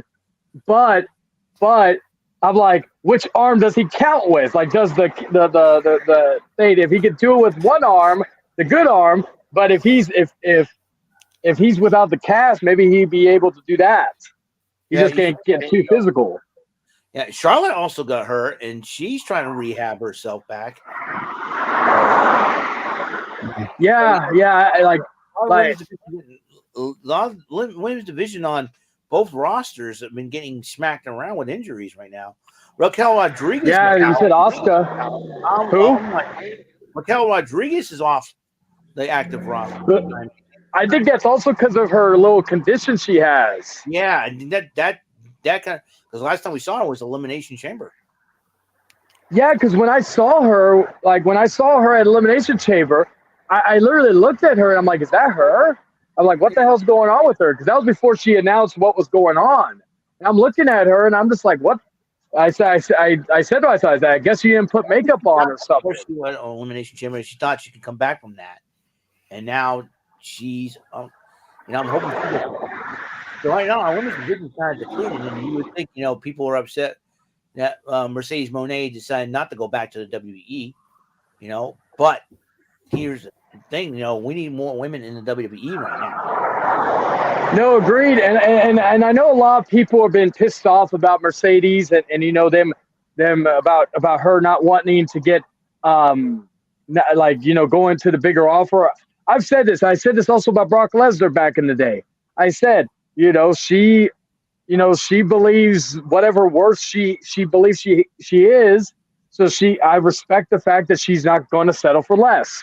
So, like, good for her to get the best possible deal she got, because a lot of these people are too afraid to ask for however much, and all that. I used to be that type of person. Whenever I would go job hunting or whatnot, I would always just stick with whatever they would pay me and all that. And I remember my former kitchen manager, he always told me, he's like, when I asked him how much should I put, he just told me, he's like, put what you think you're worth. Yeah. And so I did, and I started doing that. What, David? That's kind of tricky when you think about it. Like ask me how much you're worth. Like, gee, that's a little tricky. Yeah, getting a job, it was really tough. I stick with the minimum wage, and have me start off with that, and then work my way up. And when I got this new job back in, well, how much is minimum wage up there? If you don't mind me asking, Eric. It's $15 an hour, actually. Oh, see, like minimum wage. I don't know if it's like back in the last time I got paid minimum wage was probably in 2018, and minimum wage actually was like between $7 and $8. Yeah. Now remember though, I'm sure it's like, I know Tom's told me this. I know it's a lot pricier up there compared to here. That's one of the reasons why a lot of people move from different states to come down here. I had a coworker of mine. He moved down here from freaking Cali, and I asked him what made you move, because he didn't have any family or anything, but he told me he's like I could get a house for the same price that I'm paying for rent up in Cali. And even then it was like a small ass apartment. It wasn't even like that. Like my rent, like I'll say, I don't have no rents. I only pay like $7.75, and now mine's all bills paid, but and free internet. But that's like, and it's like a 1-bedroom, but still, it's like, again, I've heard stories of people in certain places, they pay like $1,000 for just a 1-bedroom, even smaller than the one I have.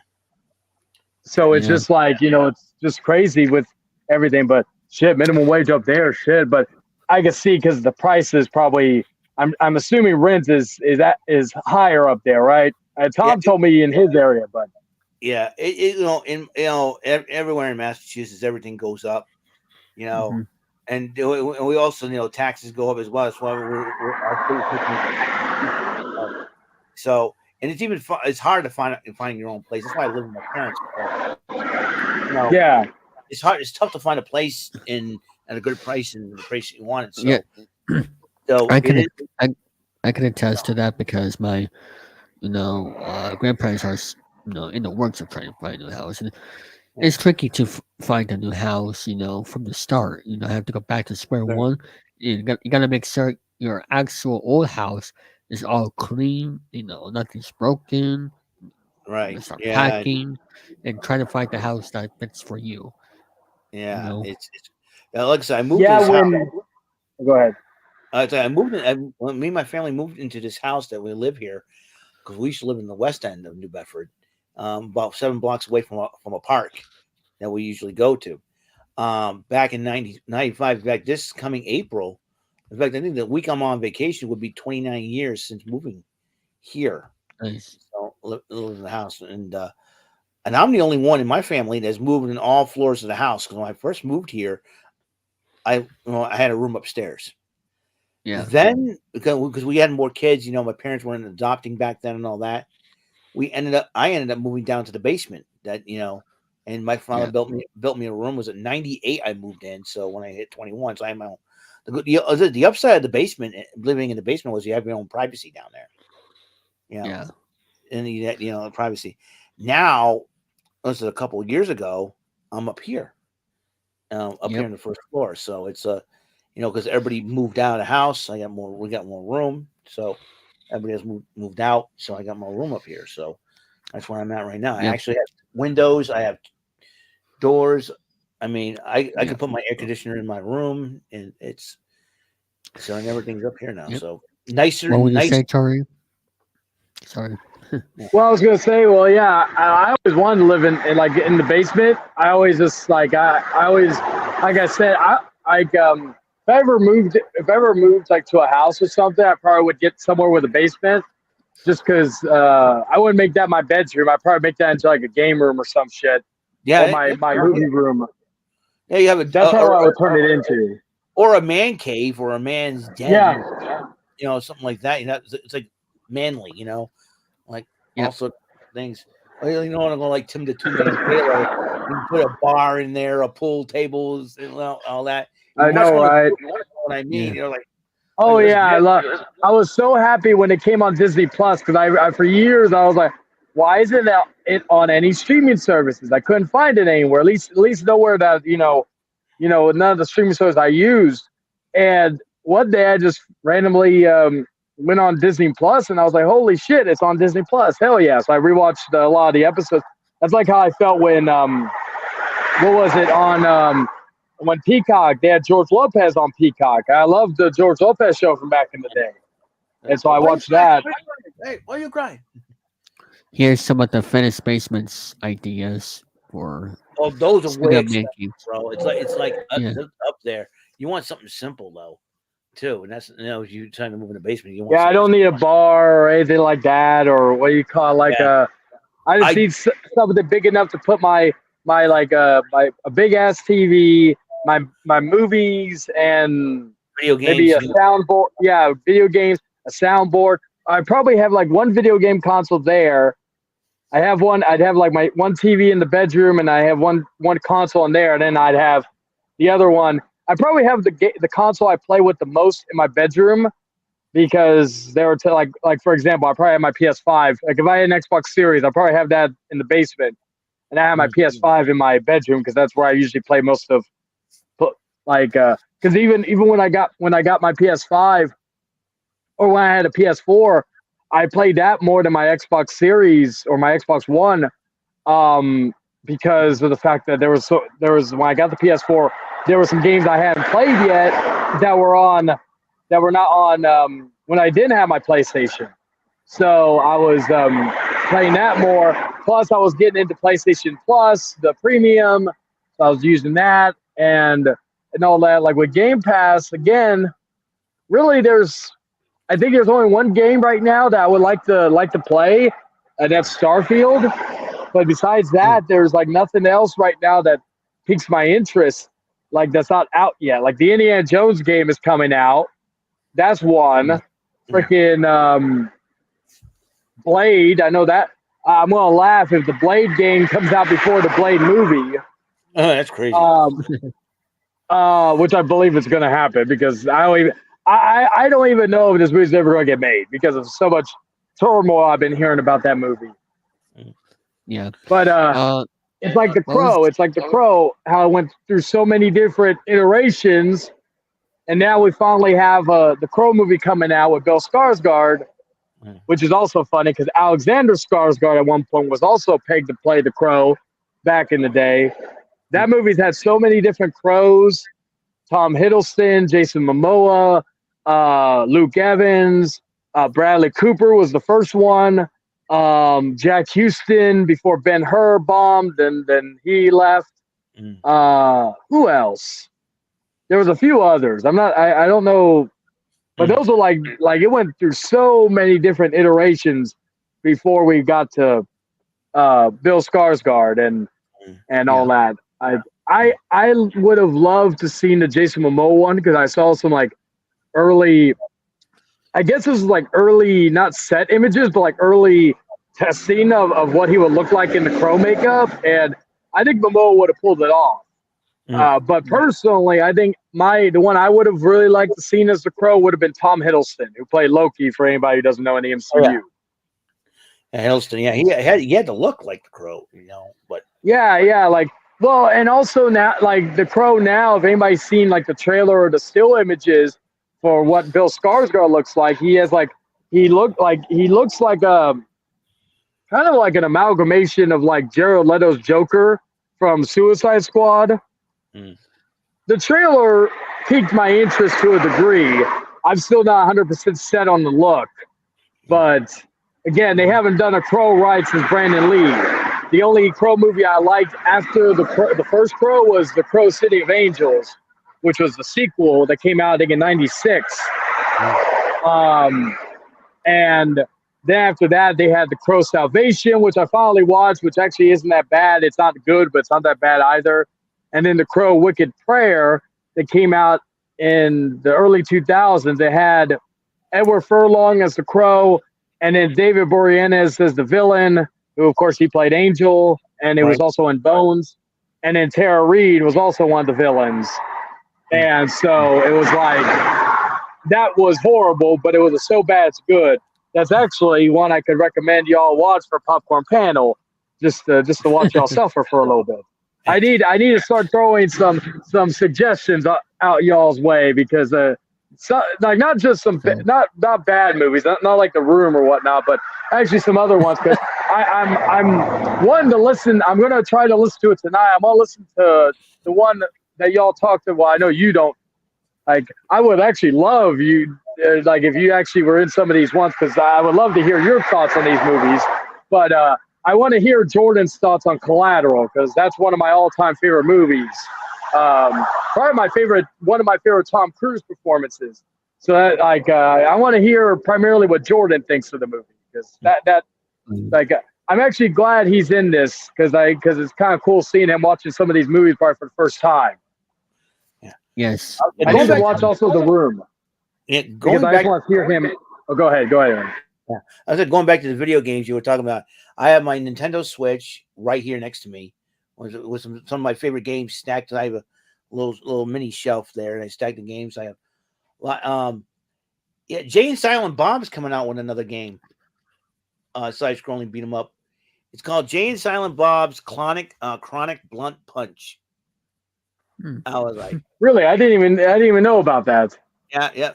Well, they IGN on their YouTube did a trailer of it. It's a side-scrolling beat 'em up, and the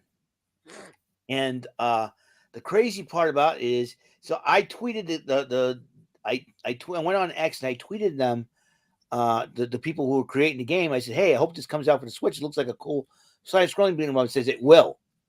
They're just getting everything together for that. So I was like, oh, cool. So I'm hoping to get. That's what's up. Yeah, and I think I did announce this on Rant and Rave that the Teenage Mutant Ninja Turtles came out with a new.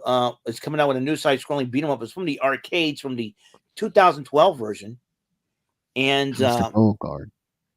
And that was emo. Yeah. So. Anyway, so it's called Wrath of the Mutants, a side-scrolling beat 'em up, like a 3D version of it almost. It's in 2D. And see you later, Godfather Dom. Yep. And hi, William. They're coming out was April the 23rd, I believe, for the Switch, and I was so excited. So I'm going to pick it up and play it. Oh, actually, the book. I'm going to get the book. Oh, nice. Which one? Becky Lynch's book, Becky Lynch, The Man, Not Your Average Girl. Oh, okay. Yeah, so I'm getting that. I just pre-ordered it on Amazon, so going to get it. I want to ask you, how long did it took for you to get your first part-time or any type of job, full-time or part-time or both? Well, so when I was in high school, it's probably the closest time my dad and I bonded more than we usually did. I did construction with him. I think it was if I'm remembering correctly, it was had to be sophomore year, because I was because I focused more on football in my my junior year. Oh yeah, I remember you played football and told us. Yeah, and then I was focusing on that, and then the backyard wrestling at that time. So it was kind of like, and plus it wasn't like I wasn't making a lot. And then of course I tore my ACL during that period. Near senior, close to about the time I graduated. And so that kept me out. And at the time when I was recovering, was it no no it was yeah, it was around that time. Okay, so it was around that time, and then I didn't start looking for a job after that until after, if I'm remembering correctly, it was after I met my ex-wife. And I started doing, at the time I was doing temp service because it was just something I could do quickly. She actually got me into it because she was on disability, so she couldn't do anything like full-time or anything over a certain amount. I'm sure that's the way it is in any state. But I could be wrong. But so I started doing that. So really my first full on, then during that time I also was doing, I was like filling potholes. A friend of my dad's that I connected with after my dad's passing, it was a few years after my dad's passing. I started doing that, but he was underpaying me, so I stopped doing that. Plus he really only needed me because my mom had a truck. And so that was basically the main, at least we think it was the main reason why he had me with him, because he didn't have a vehicle himself. Which is funny. You're running a little thing where you're trying to fill potholes and shit. And you don't have a fucking vehicle. I just think that's funny. Anyway, so it wasn't until me and my ex-wife split up for the first time that I got where I was on a payroll, and I was like, I want to go in just to see if I'm working and stuff. So it was around, because I was a stay-at-home dad for most of that period, so which was weird, because I always thought to myself, well, if my ex was making money on disability, she doesn't need to go anywhere, she doesn't need to work, she doesn't need to do anything, therefore I could be the person to make extra money for us to cover whatever. But so I was a stay-at-home dad for that period. So when me and her split up the final time in 2018, it was like in January, and in March, that was when I first got my first, I think that was a part-time. I was working for Ripley's Haunted Adventure, which was basically kind of like a scare, like you go to those haunted houses where you have those people dressed up as ghouls and stuff and scaring people. That one was fun, but I think I was there for about the people I was around. Not everybody. I still keep in contact with a few people. Like literally, I'm not bullshitting. Like our dressing room was an old restroom, right? It was an old. Jester may know what I'm talking about Ripley's Haunted Adventure. That's no longer around. They closed that place down a couple of years ago, or a year or two ago. I can't remember exactly. Anyway, It was like the dressing room was in an old restroom. So we had like the two restrooms, but one was made into a dressing room. There was still a toilet in there, which was hilarious. Anyway, let me switch to my other Bluetooth. But anyway, okay. So like, give me 1 second. All right. One thing I hate about calls, I think I told you about this behind the scenes, David, is that when you're on a call or you're on a stream like this and you're using the Bluetooth, you can watch videos on fucking on whatever, like no issues. Yeah. Listen to music won't drain your battery. But then when you're going on when you're on a call or a live stream, it's gonna mess it up. Anyway. But what was I saying? All right, so yeah, like it took for you. Yeah, it was so. Yeah, it was so crazy. Like I would walk into. Sometimes I walk into the dressing room, and I shit you not, there were people getting it on in the dressing room, and there were some of them that asked if I, or I think a few others, because I asked around about this, wanted to join. There were some freaks in there.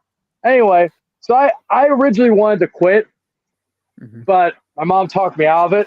So instead, I tried to get myself fired. Instead of being scary, I was trying to be funny. Unfortunately, people were loving it. I had this like group of people coming in, and I was singing Aerosmith's "I Don't Want to Miss a Thing." I pop out and I start singing it, and then they loved it, so they came back and they said, "Hey, it's the Aerosmith guy." So they started singing along with me, and I was like, "Damn, this ain't working." So I was like, all right, I quit. So I left not that long after, but it was so freaking hilarious. I was trying to do the opposite of what my job detains is to be scary. So I think I was okay. So it was in 2018. So I was okay. So 2014, I turned 20. So 2014. So I was about 23. And then I kind of went in and about like different places. I worked at a corner store. I stayed downtown because I worked downtown most of my life. And then I worked at GameStop, which I enjoyed the people I was around, but I did not like the anybody who knows GameStop knows about their quotas and what they require of you and all that.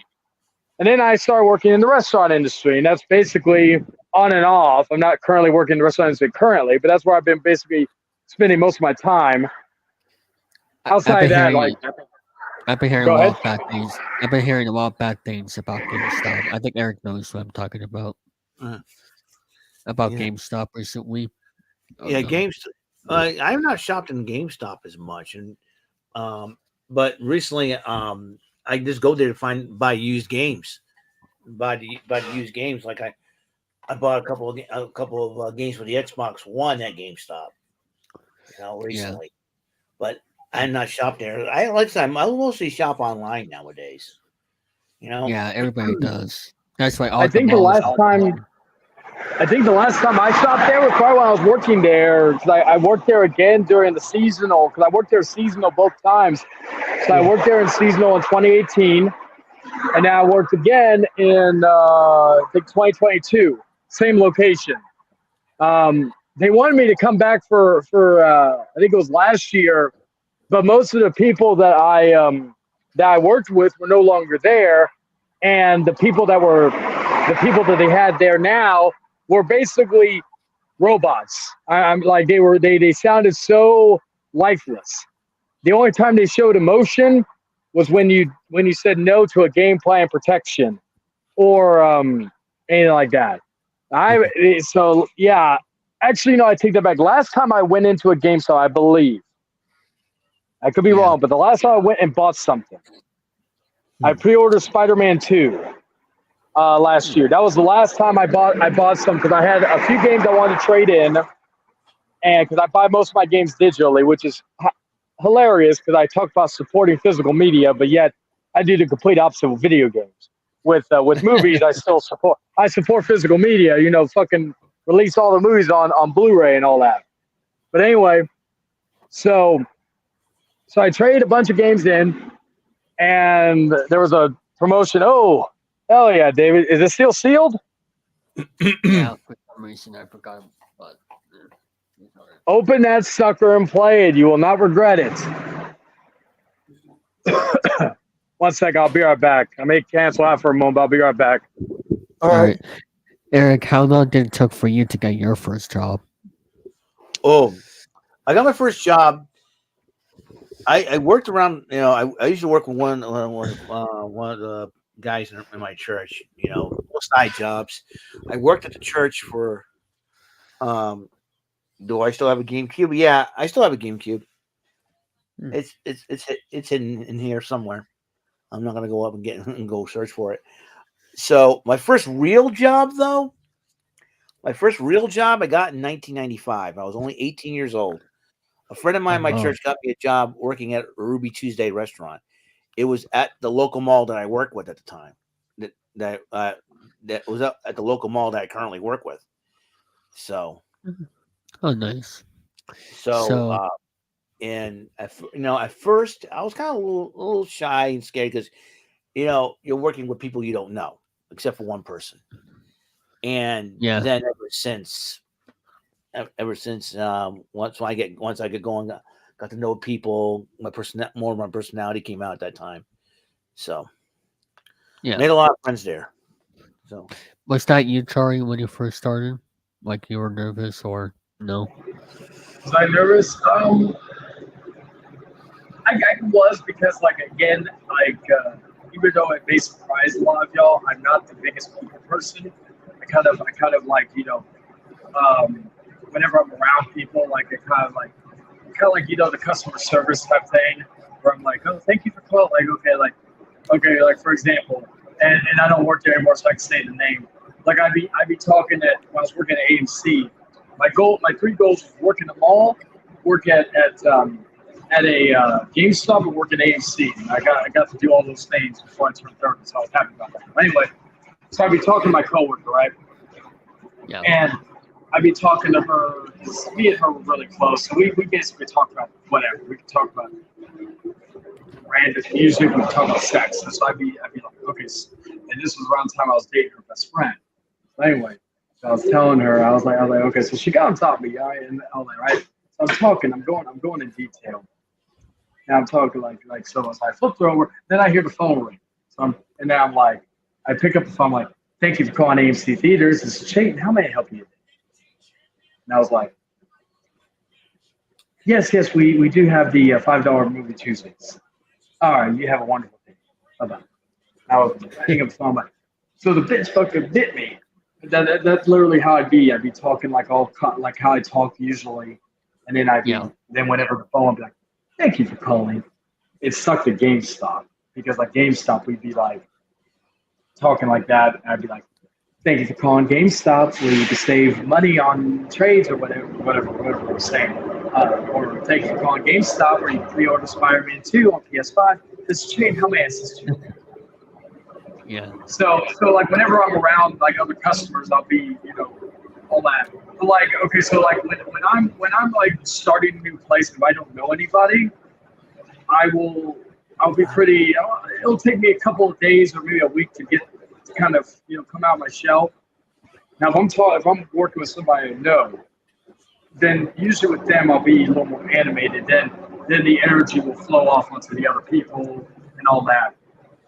I still say though, working in the restaurant industry was the best time because of the fact that not only the lingo, but also the fact that a lot of stuff that we said in that kitchen, if this was ever like on video, or we would have gotten canceled a million times to one. We would have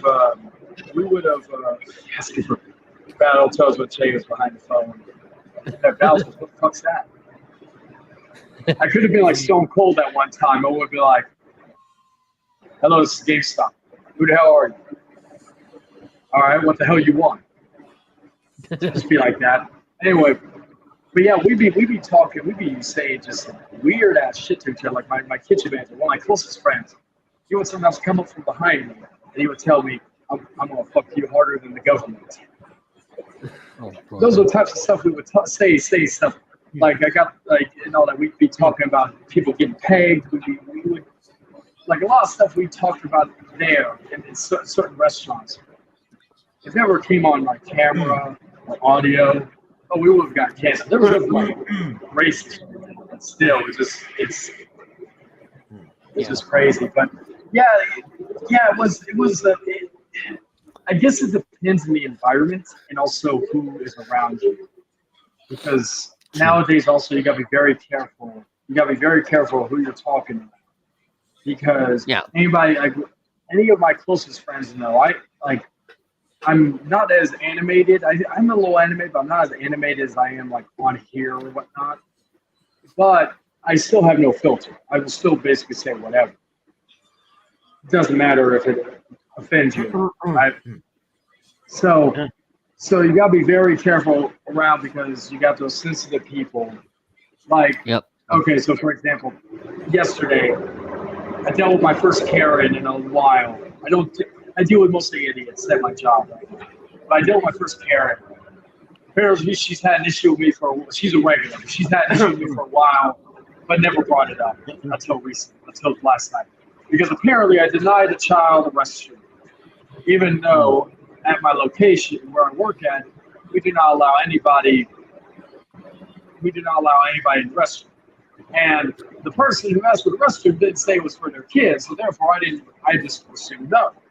So I said no. And the guy left. He did cause an issue. The chick caused an issue, and all that. So at that point, I just started. And usually how I handle those situations, with here, it's a little more hands off compared to other places. You know, at most places when you handle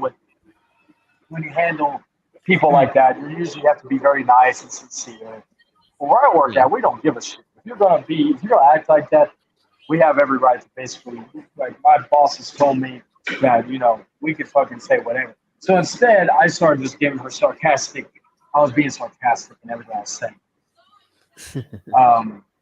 And that was only because my boss's wife was there. If my boss's wife wasn't there, I would have been a lot more vulgar. I would have said things I won't say here.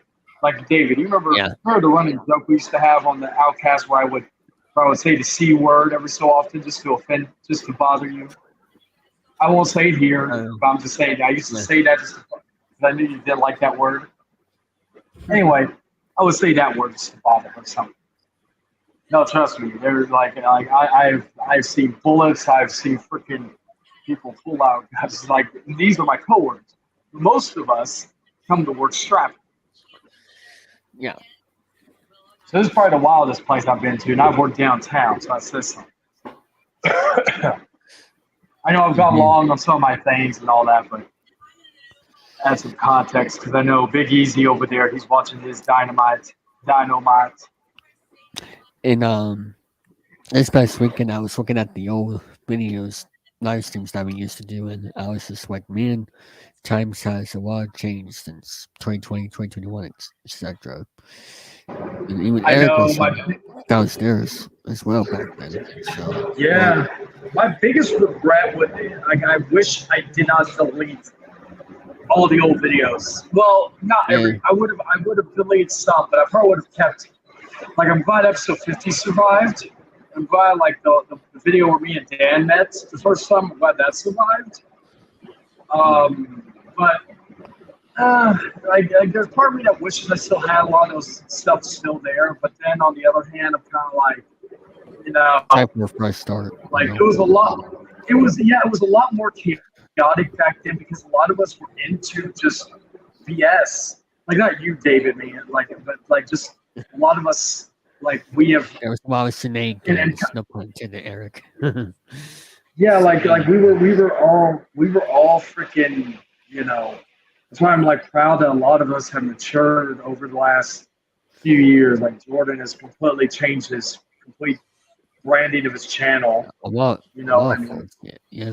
Mm-hmm. Yeah, like I've said this, the people that still do it, you know, they just are sitting in the sidelines and they're never going to get picked in sports terminology. As I'm passing by a baseball park, which is kind of funny. But anyway, baseball park. Yeah, well, I think it's a baseball soccer park. I think it's parts of a school or something. Just passing by the post office and all that. Anyway, so yeah, it's just freaking, you know, it's just weird. Like, you know, even going back and looking at old videos, like, I think we talked about this behind. I think it was you and I. We were talking about, like, Paige and Phenomenal on Live and Uncut. And I've listened to old videos of them, and I was like, oh, God, we were wild back then. It's like we've aged as time progressed. The Outcast, you know, old Rate You Rave. I was watching old Rate You Rave episodes as well from 2019. Those were the A++ episodes. Oh yeah. It's just crazy how one thing I always thought was hilarious. Speaking of which, like, episode 29 is like one of the most. I think it's still the most beat up with Brain Wave. But I made a joke. I've always told this to Lennon. I said, Lennon, for some reason. I just gotta check if that's the most viewed episode. Yeah, like, I told Lennon, I said, Lennon, for some reason, when you were like a heat magnet back then, like, people watched whenever somebody made a stream on you. Like, when I made a stream on him or Rant Brave. I know that. Look at this one. Back when Jordan still had it. I know, right? Well, hell, there was a period in time where I didn't have hair. I think it was in 2020, like 2022, 2023. I think that was when I went bald for a little bit. Look at this here, Eric. Oh, jeez. I hate it and I don't like it. Yep, and we But also like, got, oh yes. Like it's like it's crazy how a lot of how a lot of us like. Oh, I remember though it was funny because like it's still cool. Like that's why it's like it's still amazing to me that people still mention by the way, Hangman Charlie. Do you realize it's in October? I think October time it's gonna be 4 years since that whole thing happened. Yeah, and yes, it's still the most viewed episode, right? Before, or right before episode 112. That's the second most viewed episode. Yeah, it's crazy just to see how even my channel has evolved. Like I don't really post. I'm trying to post more. I'm gonna be doing an open house tomorrow, probably in the around 4 my time, 4 or 5, because I'm going to 11 tomorrow. So probably do it for like an hour or two. I don't know. It just depends on if anybody shows up and if depending on if the conversations go good. But even then, like I don't really post. Like I went through a period last year where I was chunking out episodes and stuff, and then like Exiled Outcast, Exiled Entertainment, and which I know actually, me and Paige. The Outcast Charlie does now is actually how he wanted the old Outcast show to be like, without it was just about topics. Am I right, Charlie? Yeah. I wanted. Okay, so like when I started Hangman Outcast back in 2020, like this was like I wanted it to be.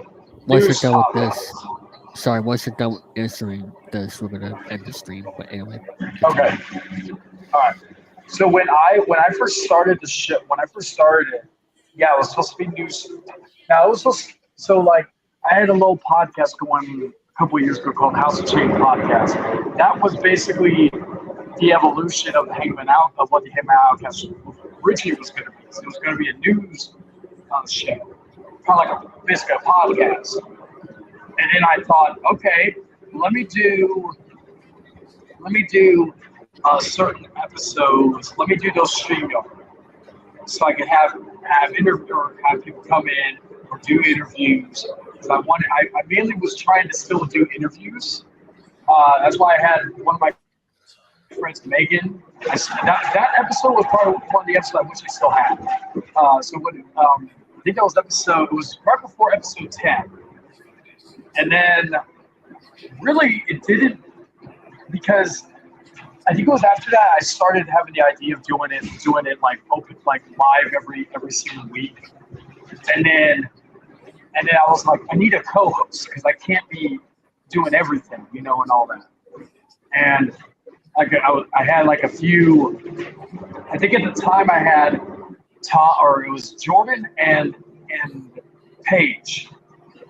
Dan would have been an option, but Dan and I weren't at that point yet where I felt comfortable like asking him about us doing the show. And it's funny now because he'll he designed a lot of the logos that you've seen over the last year or two. Anyway, so I asked.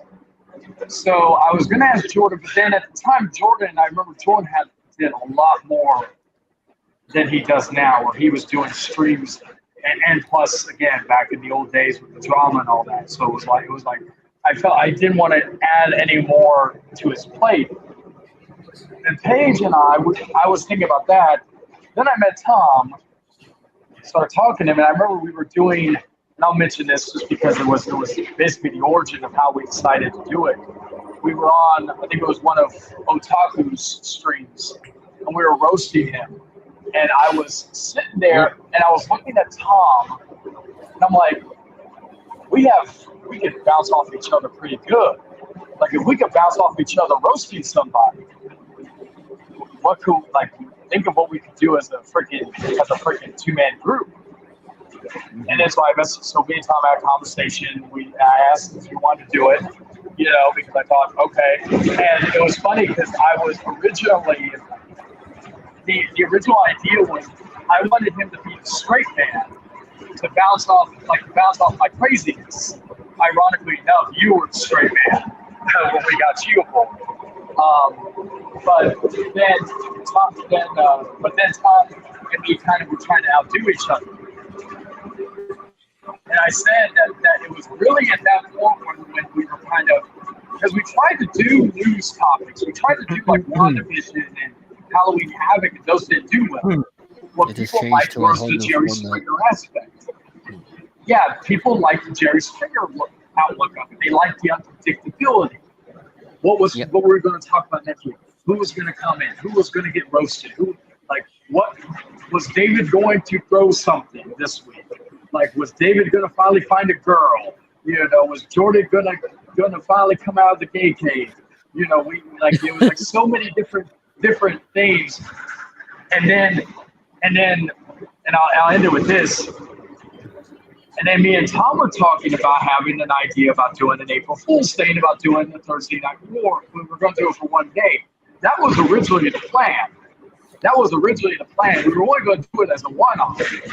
Then we started talking, and we thought, okay, let's see if we can get people to watch both shows by people going. Because a lot of people used to think that the Thursday Night Wars was to destroy Rant.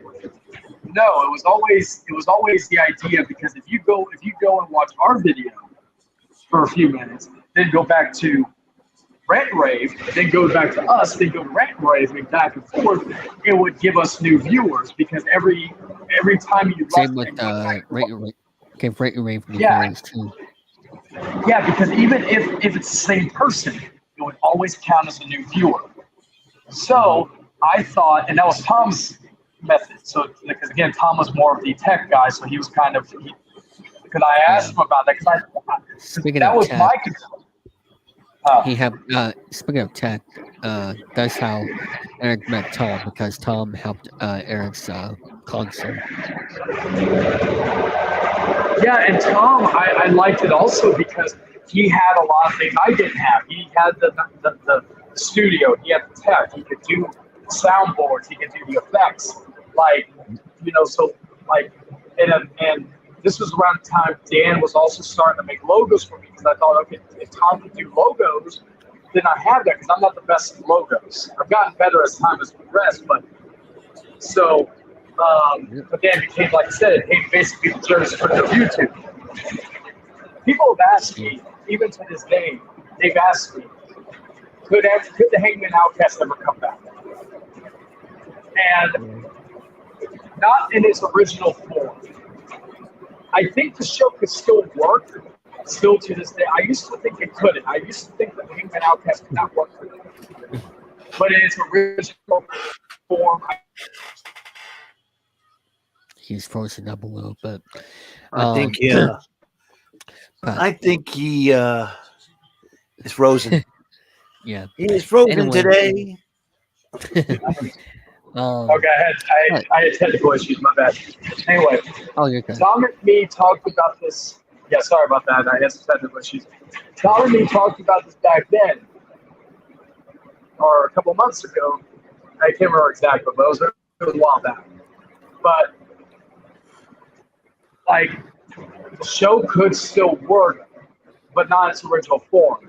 I think if there were some tweaks and some other stuff that happened to it, I think it could still work today. But in its original form, if you ask me right now, it could work. Plus, again, a lot of us who are intertwined with each other, especially now, are not involved in any drama.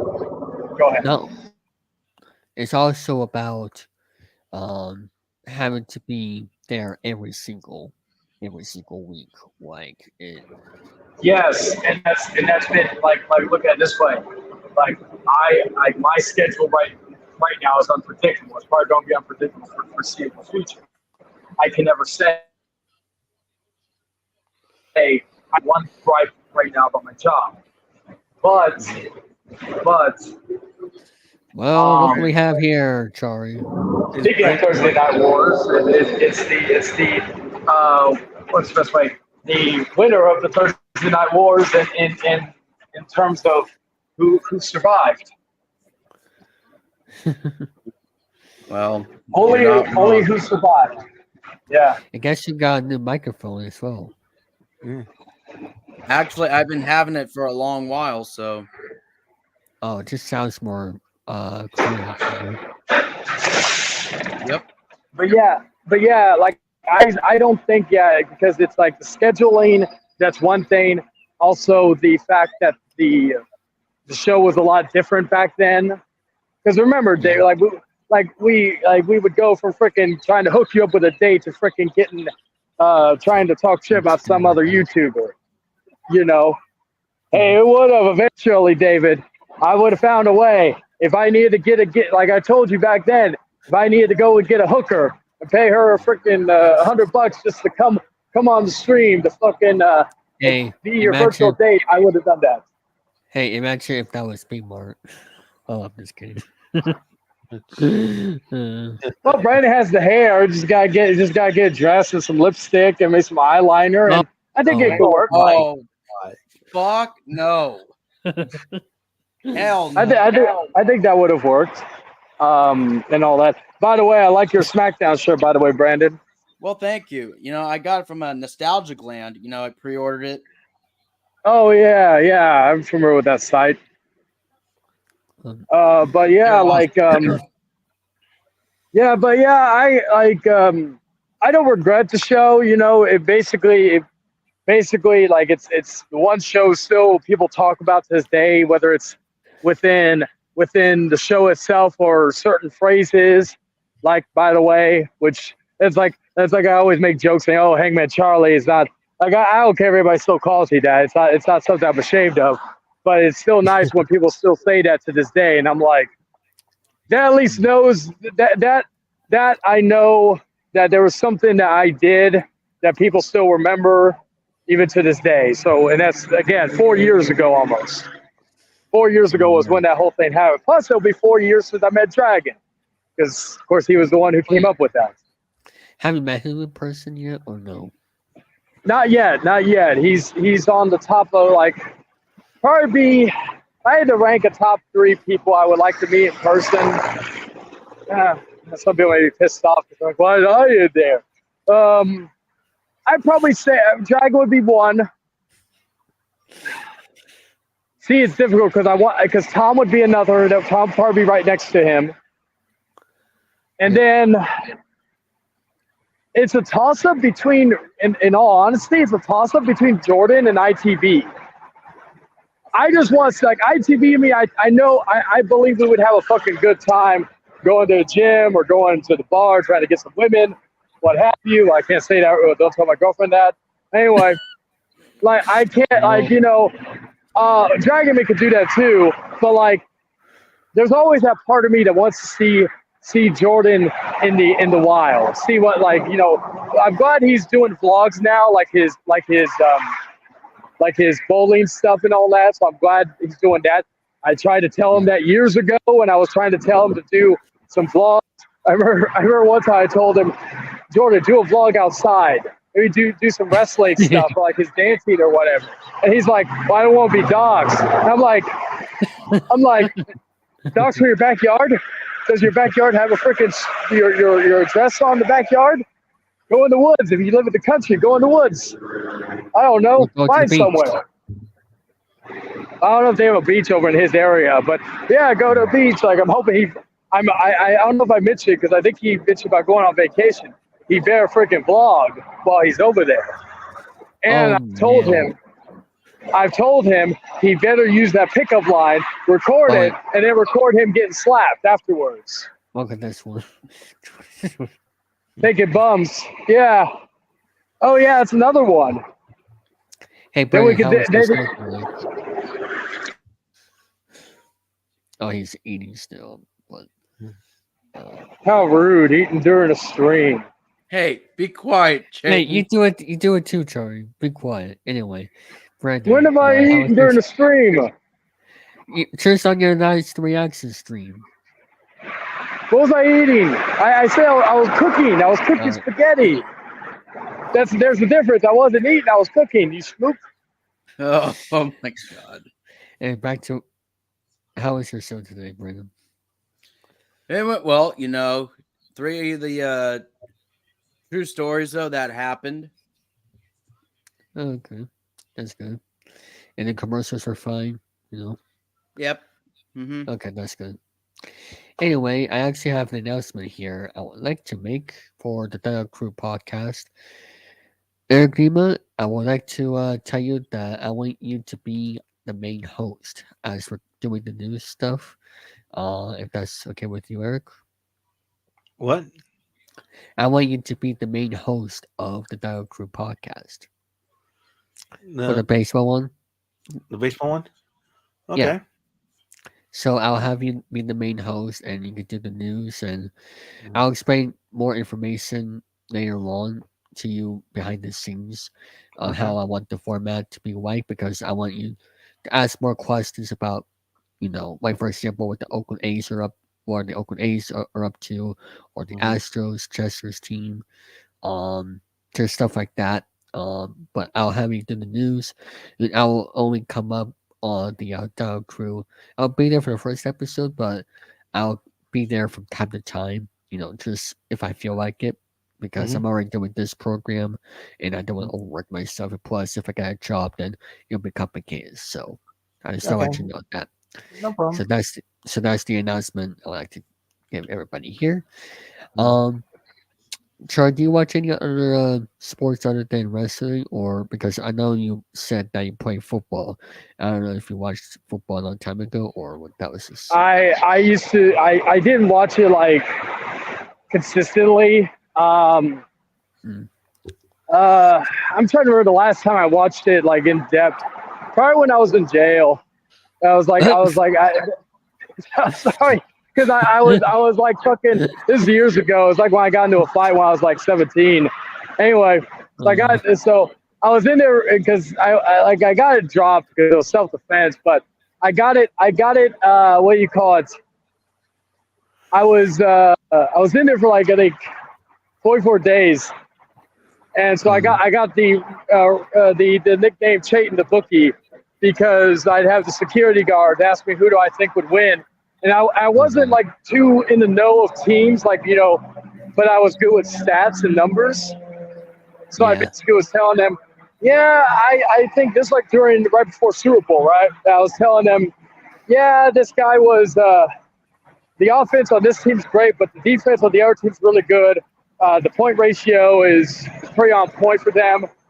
So I go with them, with the defense.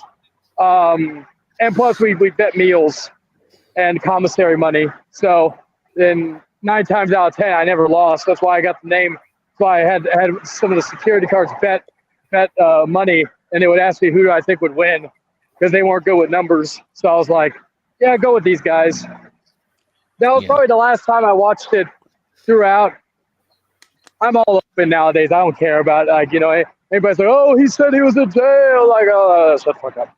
I'm just like, we all have our flaws and we all have our moments. So I don't to me, more. At least they're not Dante losing that pressure. Look. Out. But like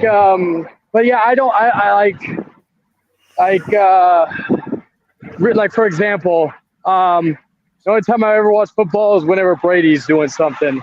Other than that, I care less. Yep, the GOAT. Like Super Bowl, the GOAT. Super Bowl, the only reason why I get excited for Super Bowl every year, commercials. New trailers. Yeah, new trailers and commercials, but mainly new trailers for movies. But I'm not really a big baseball person. I like if I got like a ticket to go to a baseball game, I wouldn't mind. The last one I went to, I think, was in 2013.